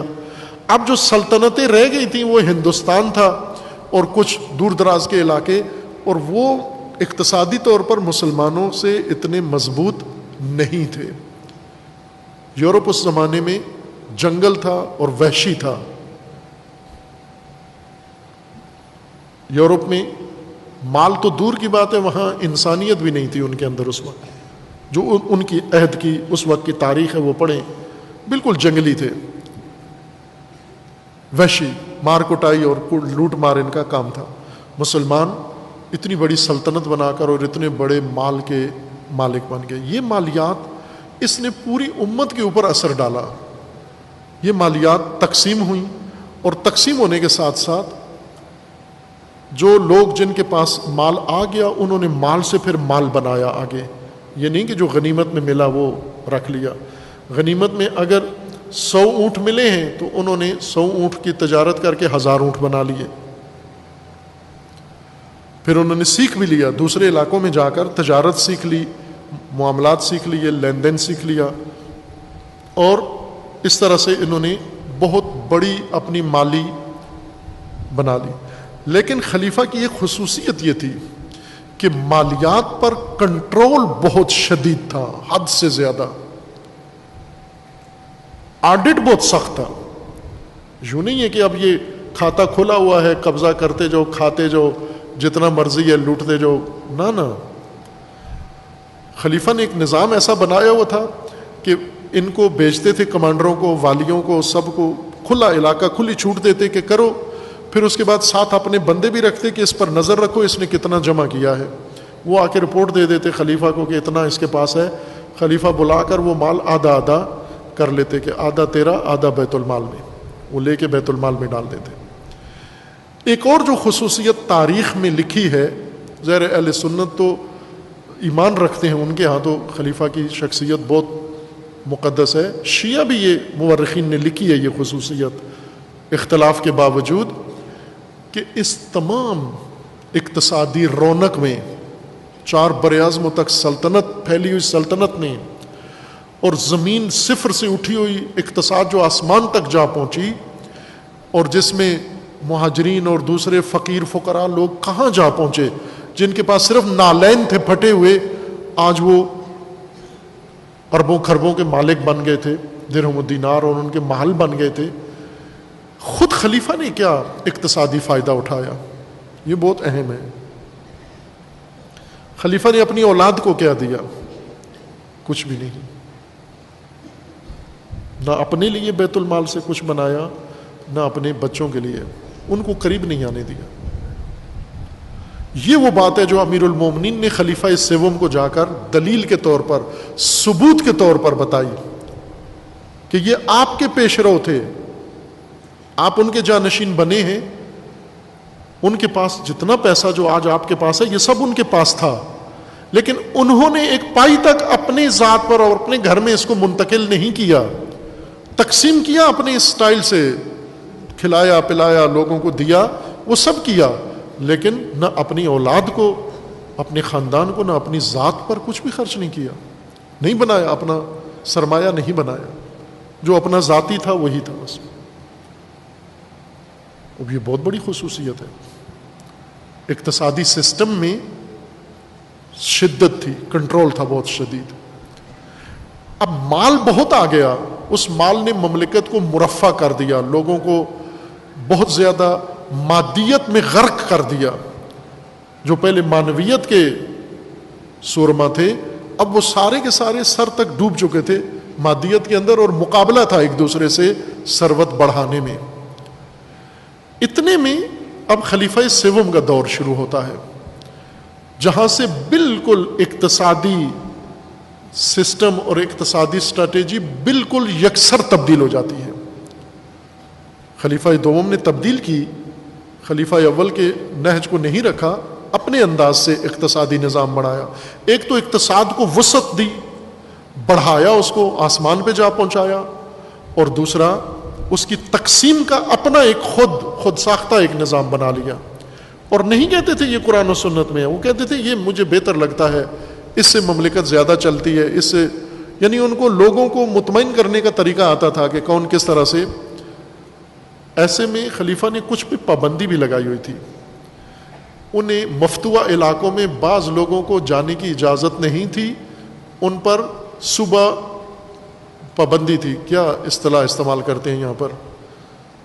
کسی علاقے میں آج کل ہے نا ذاکروں خطیبوں پہ پابندیاں گورنمنٹ لگا دیتی ہے. جس علاقے میں وہ پابندی لگتی ہے وہاں ضرور مجلس پڑھتے ہیں، جا کر وہ حکومت کی مدد سے پڑھتے ہیں. علاقے کے پولیس ان کو لے جا کر حفاظت میں پڑھواتی ہے. جس پر کمشنر پابندی لگاتا ہے، پولیس کے افسر وہاں اس کو حفاظت کے ساتھ مجلس پڑھواتے ہیں. ایک علاقے کے اندر علاقہ بندی یا شہر بندی کر دی جاتی ہے، ان کی زبان بندی، شہر بندی، علاقہ بندی. خلیفہ نے ایک بڑی جماعت صحابہ کی، ان کے اوپر 2 بڑی سخت پابندیاں لگائیں اور پہرے بٹھائے. اور خلیفہ کی بات کو بڑا سیریس لیتے تھے، چونکہ انہیں پتہ تھا کہ یہ پھر پٹائی بھی کرتے ہیں. کوڑا خلیفہ کے سوئے ہوئے بھی ان کے ہاتھ میں ہوتا تھا. کوڑا دور نہیں کرتے تھے، نیند میں بھی ہر جگہ کوڑا ساتھ ہوتا تھا. اور صحابہ کو پتہ تھا کہ یہ ٹلتے نہیں ہیں، لہٰذا جس پر پابندی لگ گئی. اب اس نے جرأت نہیں ہے اس کی اس علاقے سے باہر قدم رکھے. ایک حدیث بیان کرنے پر پابندی لگا دی. حضرت ابو ہریرہ اور خلیفہ دوموں میں ویسے مزاجن نہیں بنتی تھی آپس میں، چونکہ حضرت ابو ہریرہ کو عادت تھی زیادہ حدیث بیان کرنے کی، اور حضرت عمر کی طرف سے سخت پابندی تھی کہ حدیث جس نے بیان کی اس کی شامت. جو زیادہ حدیثیں بیان کرتے تھے ان پر پہرے تھے کہ خبردار حدیث نہیں بیان کرنا. اپنے پورے عہد میں انہوں نے حدیث نہیں بیان کرنے دی. ایک تو اس وجہ سے پابندی لگائی کہ یہ باہر کے علاقوں میں جا کے حدیثیں نہ بیان کریں. دوسرا ایک بہت اچھا، یعنی یہ خلیفہ کے اچھے کاموں میں سے تھا جو آج ہم دیکھتے ہیں نہیں ہو رہا، اس کے نقصانات بھی ہیں. آج بہت سارے مفتیوں پر پابندی نہیں ہے، لہٰذا یہ ہر جگہ جا کر مذہبی آزادی اور دوسری آزادی سے فائدہ اٹھاتے ہیں.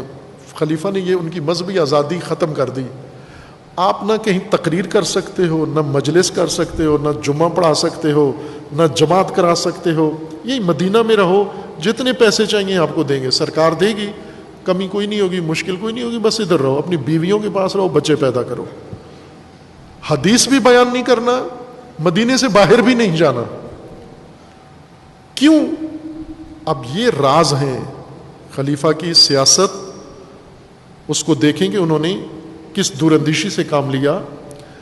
انہیں پتہ تھا کہ یہ سارے مولوی ہیں، یہ جائیں گے تھوڑا ہی جا کے میری فرامین لوگوں کو بتائیں گے. یہ تو خود صحابی ہیں، یہ کہیں گے عمر سے زیادہ ہم جانتے ہیں. لہٰذا جا کر ہر مفتوحہ علاقے میں نئے مسلمان ہیں، ان کو اپنے فتوے سنائیں گے، اپنی حدیث کوٹ کریں گے. انہیں کہیں گے میں نے رسول اللہ سے ایسے سنا ہے.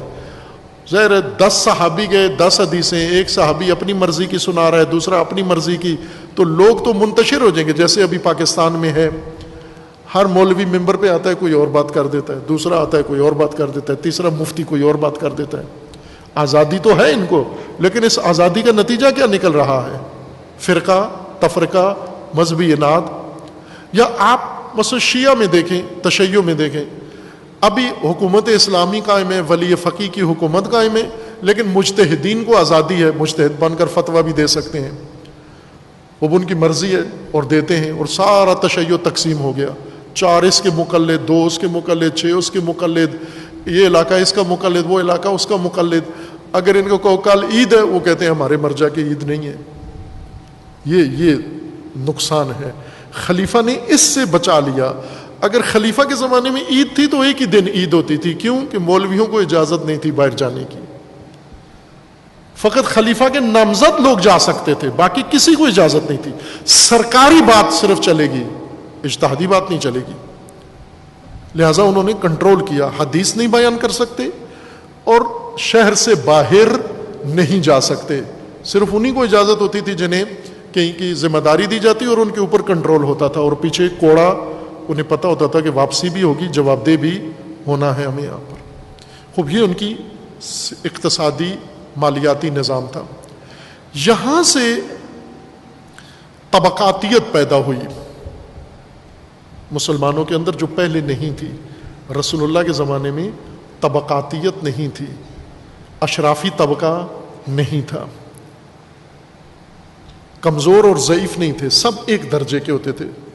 ایک طریقہ, ایک طرح کی رہن سہن, ایک طرح کا اٹھنا بیٹھنا, ایک طرح کا, سوائے ان کے جن کے پاس اپنا ذاتی مال تھا. لیکن زیادہ تر کا انحصار بیت المال پر تھا امت کا. بیت المال میں کوئی طبقاتیت نہیں تھی, اونچ نیچ نہیں تھی, سب کو ایک جیسا ضرورت کی بنیاد پر اور مساوات کی بنیاد پر ملتا تھا. خلیفہ نے طبقاتیت پیدا کی. طبقات جب بنے تو طبقاتیت نے پھر جڑیں پکڑنا شروع کی. طبقہ یوں نہیں ہے کہ جو آپ نے بنا دیا وہیں رکے گا. جو طبقہ آپ نے بنا دیا یہ اس سے بھی اوپر جانے کی کوشش کرے گا, اور یہ طبقہ دوسرے طبقے کو حذف کرنے کی کوشش کرے گا, راستے سے ہٹانے کی کوشش کرے گا. اب یہ بات ذہن میں رکھیں کہ اس پورے نظام میں اہل بیت کے اقتصاد پر ذرا برابر اثر نہیں پڑا. وہی حالت جو پہلے تھی رسول اللہ کے زمانے میں, وہی خلیفہ اول کے زمانے میں, وہی خلیفہ دوم کے زمانے میں, اور وہی خلیفہ سوم کے زمانے میں. اہل بیت کے اقتصاد پر ذرا برابر اثر نہیں پڑا, چونکہ طبقاتیت تھی, اور طبقاتیت میں طبقہ اہل بیت یہ نظر انداز شدہ طبقہ تھا, یہ اپوزیشن طبقہ تھا, اس لیے اقتصاد میں ان کا کوئی حصہ نہیں تھا. نام نہاد حد تک ملتا تھا, لیکن دوسرے پہلے جو برابری کی سطح کا تھا وہ تھا, لیکن جب طبقاتیت بنی تو یہ طبقہ بالکل حذف ہو گیا. یہ عہد اور پڑھنے کی ضرورت ہے, مزید اس عہد کو دیکھنے کی ضرورت ہے, چونکہ تاریخی طور پر جو کچھ بعد میں ہوا وہ سارا اسی زمانے کے اندر بنیادیں اس کی ڈالی گئیں. یہاں سے خلیفہ سوم نے اقتدار سنبھالا. خلیفہ سوم کے اقتدار سنبھالنے سے بہت ساری چیزوں میں تبدیلی آئی, اور ان میں سے ایک بنیادی تحول جس سے 180 درجے اقتصاد بالکل برعکس ہو گئی جو خلیفہ دوم نے شروع کی, وہ خلیفہ سوم کا اپنا اقتصادی نظام تھا. خلیفہ سوم خاندانی لحاظ سے, شجرے کے لحاظ سے بنو امیہ میں سے ہیں, اور بنو امیہ کے سرکردہ خاندان میں سے ہیں. لہٰذا جو ہی خلیفہ سوم آئے, یہاں سے اقتصادی معاملات مکمل طور پر تبدیل ہونا شروع ہو گئے. جیسا میں نے کہا کہ آپ ڈاکٹر طاہر رضا بخاری صاحب کے کالم میں دیکھیں, انہوں نے مختصر سا خلاصہ کیا ہے خوبصورت طریقے سے, ادیبانہ انداز سے. تفصیل پڑھنا چاہتے ہیں اس بات کی, ڈاکٹر طاہا حسین مصری, ان کی کتاب ہے, اس کا مطالعہ کریں. مولانا مودودی خلافت و ملوکیت, ان کی کتاب ہے. اور اس کے علاوہ اور بہت سارے اہل سنت کے محققین و مصنفین ہیں, ان کی کتابوں کا مطالعہ کریں, جہاں پر آپ کو, چونکہ غیر خلفاء کے باب میں شیعہ جب بحث کرتا ہے تو وہ ممکن ہے اپنے اعتقاد کو بیچ میں لے آئے, چونکہ شیعہ خلفاء کے بارے میں وہ اعتقاد نہیں رکھتا جو اہل سنت رکھتے ہیں. ایک اپنے عقیدے کو تاریخی بحث میں یا تجزیاتی بحث میں دخالت ممکن ہے دے دے, لیکن اہل سنت نے جو تجزیہ کیا ہے اس میں تو ہم نہیں کہہ سکتے کہ انہوں نے تعصب کیا ہے یا انہوں نے کوئی جانبداری کی ہے. انہوں نے جو انہیں حقیقت لگ رہی ہے وہ انہوں نے اس میں بیان کی ہے. خوب یہ چونکہ ایک مفصل آگے پھر یعنی بنو امیہ کو جو گیٹ ملا, گیٹ وے بنا بنو امیہ کے لیے, وہ یہیں سے بنا خلیفہ سوم کے زمانے میں. اور خلیفہ سوم نے انہیں جو سیاسی بھی ان کے لیے دروازہ کھولا, اور سیاسی سے زیادہ اقتصادی میدان ان کے لیے ہموار کیا. پھر یہاں سے اب بنو امیہ کا دیکھیں کارکردگی کہ وہ کس طرح وارد ہوئے مملکت کی اقتصاد میں, اور پھر کس طرح انہوں نے ہر چیز اپنی مٹھی میں لے لی, اور آخر کار خلافت ہی ختم کر دی. خلافت جس نے ان کے لیے میدان کھولا اسی کو پہلا کام یہی کیا.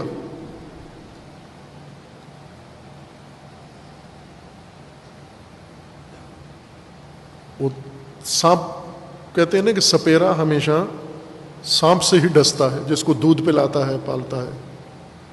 وہ بنو امیہ کو موقع تو دیا، لیکن بنو امیہ نے جڑ سے ہر چیز اکھاڑ دی، خلافت ختم کر دی، کوئی اثر باقی نہیں چھوڑا. ابھی آپ کے سامنے پروفیسر ناصر صاحب اسی مضمون کو بیان کر رہے تھے. غور کیا کریں ان علماء کی باتوں پر. یہ محققین اہل سنت کے جو معتدل علماء، محقق علماء ہیں، عالمانہ بات کرتے ہیں، دقت کیا کریں ان کی تحقیق پر. آپ یہ نہ سمجھیں کہ یہ صرف آپ کو ذاکروں کی طرح جذبات میں لانا چاہتے ہیں یا جذبات سے کھیلنے آ رہے ہیں. یہ ایک بہت بڑی بات ہے کہ اہل سنت آ کر ان یزیدیت کے اوپر اس طرح کھل کے بات کرے اور اس کے پس منظر کی بات کرے اور حقائق بیان کرے. اور یہی جس طرح ڈاکٹر طاہر رضا ہیں، اہل سنت کے محقق فاضل ہیں، بریلوی ہیں، بہت فاضل، بہت پڑھا لکھا آدمی ہے، دنیاوی تعلیم بھی PhD ہے اور مدرسے کی تعلیم ہر مفتی سے زیادہ ہے. مجھے ان سے آشنائی نہیں ہے، یہاں کانفرنس میں آئے تھے، میرے خیال میں زیادہ سے زیادہ آدھا منٹ 30 سیکنڈ میری ان سے ملاقات ہوئی ہے، اس سے زیادہ نہیں ہوئی. لیکن کالم ان کے میں عرصے سے پڑھ رہا ہوں. آج کے کالم سے پہلے ان کے کالم پڑھنا شروع کیے تو واقعاً جس سے علمیت کی بو آتی ہے جس شخص سے. کبھی کبھی کرتے ہیں، جیسے آج کے کالم میں امام لکھا کہ بنو امیہ ملوکیت اور یزیدیت کو انہوں نے قائم کیا، امام حسین نے جمہوریت قائم کی. یہ ان کی عہدے کی ضرورت ہے، چونکہ جمہوری نظام میں وقف بورڈ کے چیئرمین ہیں تو جمہوری نظام میں یہ خیال اتنا رکھنا پڑتا ہے. درست یہ تھا جمہوری اقدار کے بجائے امامت کی اقدار، یا اگر اہل سنت ہی کے مبنا پر بات کرتے تو خلافت کی اقدار. ملوکیت کے مقابلے میں جمہوریت نہیں ہے، ملوکیت کے مقابلے میں اہل سنت کے ہاں خلافت ہے اور شیعہ کے ہاں امامت ہے. یہ جو بیچ میں پخ نکلا یا جمہوریت کے نام پر، اس نے خلافت کو بھی نظر انداز کر دیا، بھلا دیا ہے، اور امامت کو بھی بھلا دیا ہے، دونوں بھول کر. علامہ اقبال کے بقول کے اے کہ نہ شناسی خفیرہ از جلی ہوشیار باش، اے گرفتار ابو بکر و علی ہوشیار باش. اے وہ شخص جو واضح اور مخفی حق و باطل میں فرق کی تو نہیں جانتا، تو ان ناموں پہ لڑ رہا ہے، تجھے پتہ ہی نہیں ہے ہو کیا گیا تیرے نزدیک. اب خلافت امامت کی جنگ کرتے ہو، لیکن جمہوریت میں آ کے کیوں بھول جاتے ہو؟ یہاں کیوں بھول جاتے ہو؟ اور امام حسین علیہ السلام نے جمہوریت کے لیے قیام نہیں کیا. یہ انہوں نے بارکیف اپنی مصلحت خود سمجھتے ہیں. جس کو بھی کوئی سرکاری عہدہ مل جائے تو وہ کچھ نہ تو مراد کرنا پڑتی ہے اس کو. اسی طرح بعض دیگر مؤلفین نے، مصنفین نے یہ خلافت بنو امیہ کے لیے جو حکومت بنو امیہ کے لیے جو میدان بنا، اس کو بعضوں نے بہت کھول کے وضاحت کے ساتھ اہل سنت نے بیان کیا ہے. ان کتابوں کی طرف رجوع کریں انشاءاللہ. آگے جائیں گے ہم بنو امیہ کی ملوکیت تک، اقتصادی نظام کے تحت فقط، سیاسی زیر باس نہیں ہے، اقتصادی. چونکہ امام حسین علیہ السلام نے اقتصادی قدم اٹھایا اور اقتصادی ضربت لگائی ان پر، اور اقتصادی میدان میں مبارزہ، اقتصادی مبارزے کا پیغام دیا اور حسینیت کو جہت دی. حسینیت کو، اپنے پیروکاروں کو، شیعوں کو شعور دیا کہ مبارزہ صرف نعروں کی حد تک، ریلیوں کی حد تک نہیں رکھو، مبارزے کا دامن وسیع کرنا ہے آپ نے. اور اے کاش کربلا کو فقہ کا منبع بنایا جاتا اور مفتیان کرام امام حسین کی سیرت اور اقدام و قیام کے مطابق فتاوی صادر کرتے کہ جو جو امام نے کیا ہے وہ شرعاً حکم خدا ہے. جس طرح امام خمینی نے عملاً ثابت کیا ہے، اسی طرح یہ مفتیان کو بھی اللہ توفیق دے یہ کام کریں. تو اس وقت ہے یہ امت، پھر نہ ہم کشمیر کے مناظر دیکھیں گے، نہ فلسطین کے مناظر دیکھیں گے.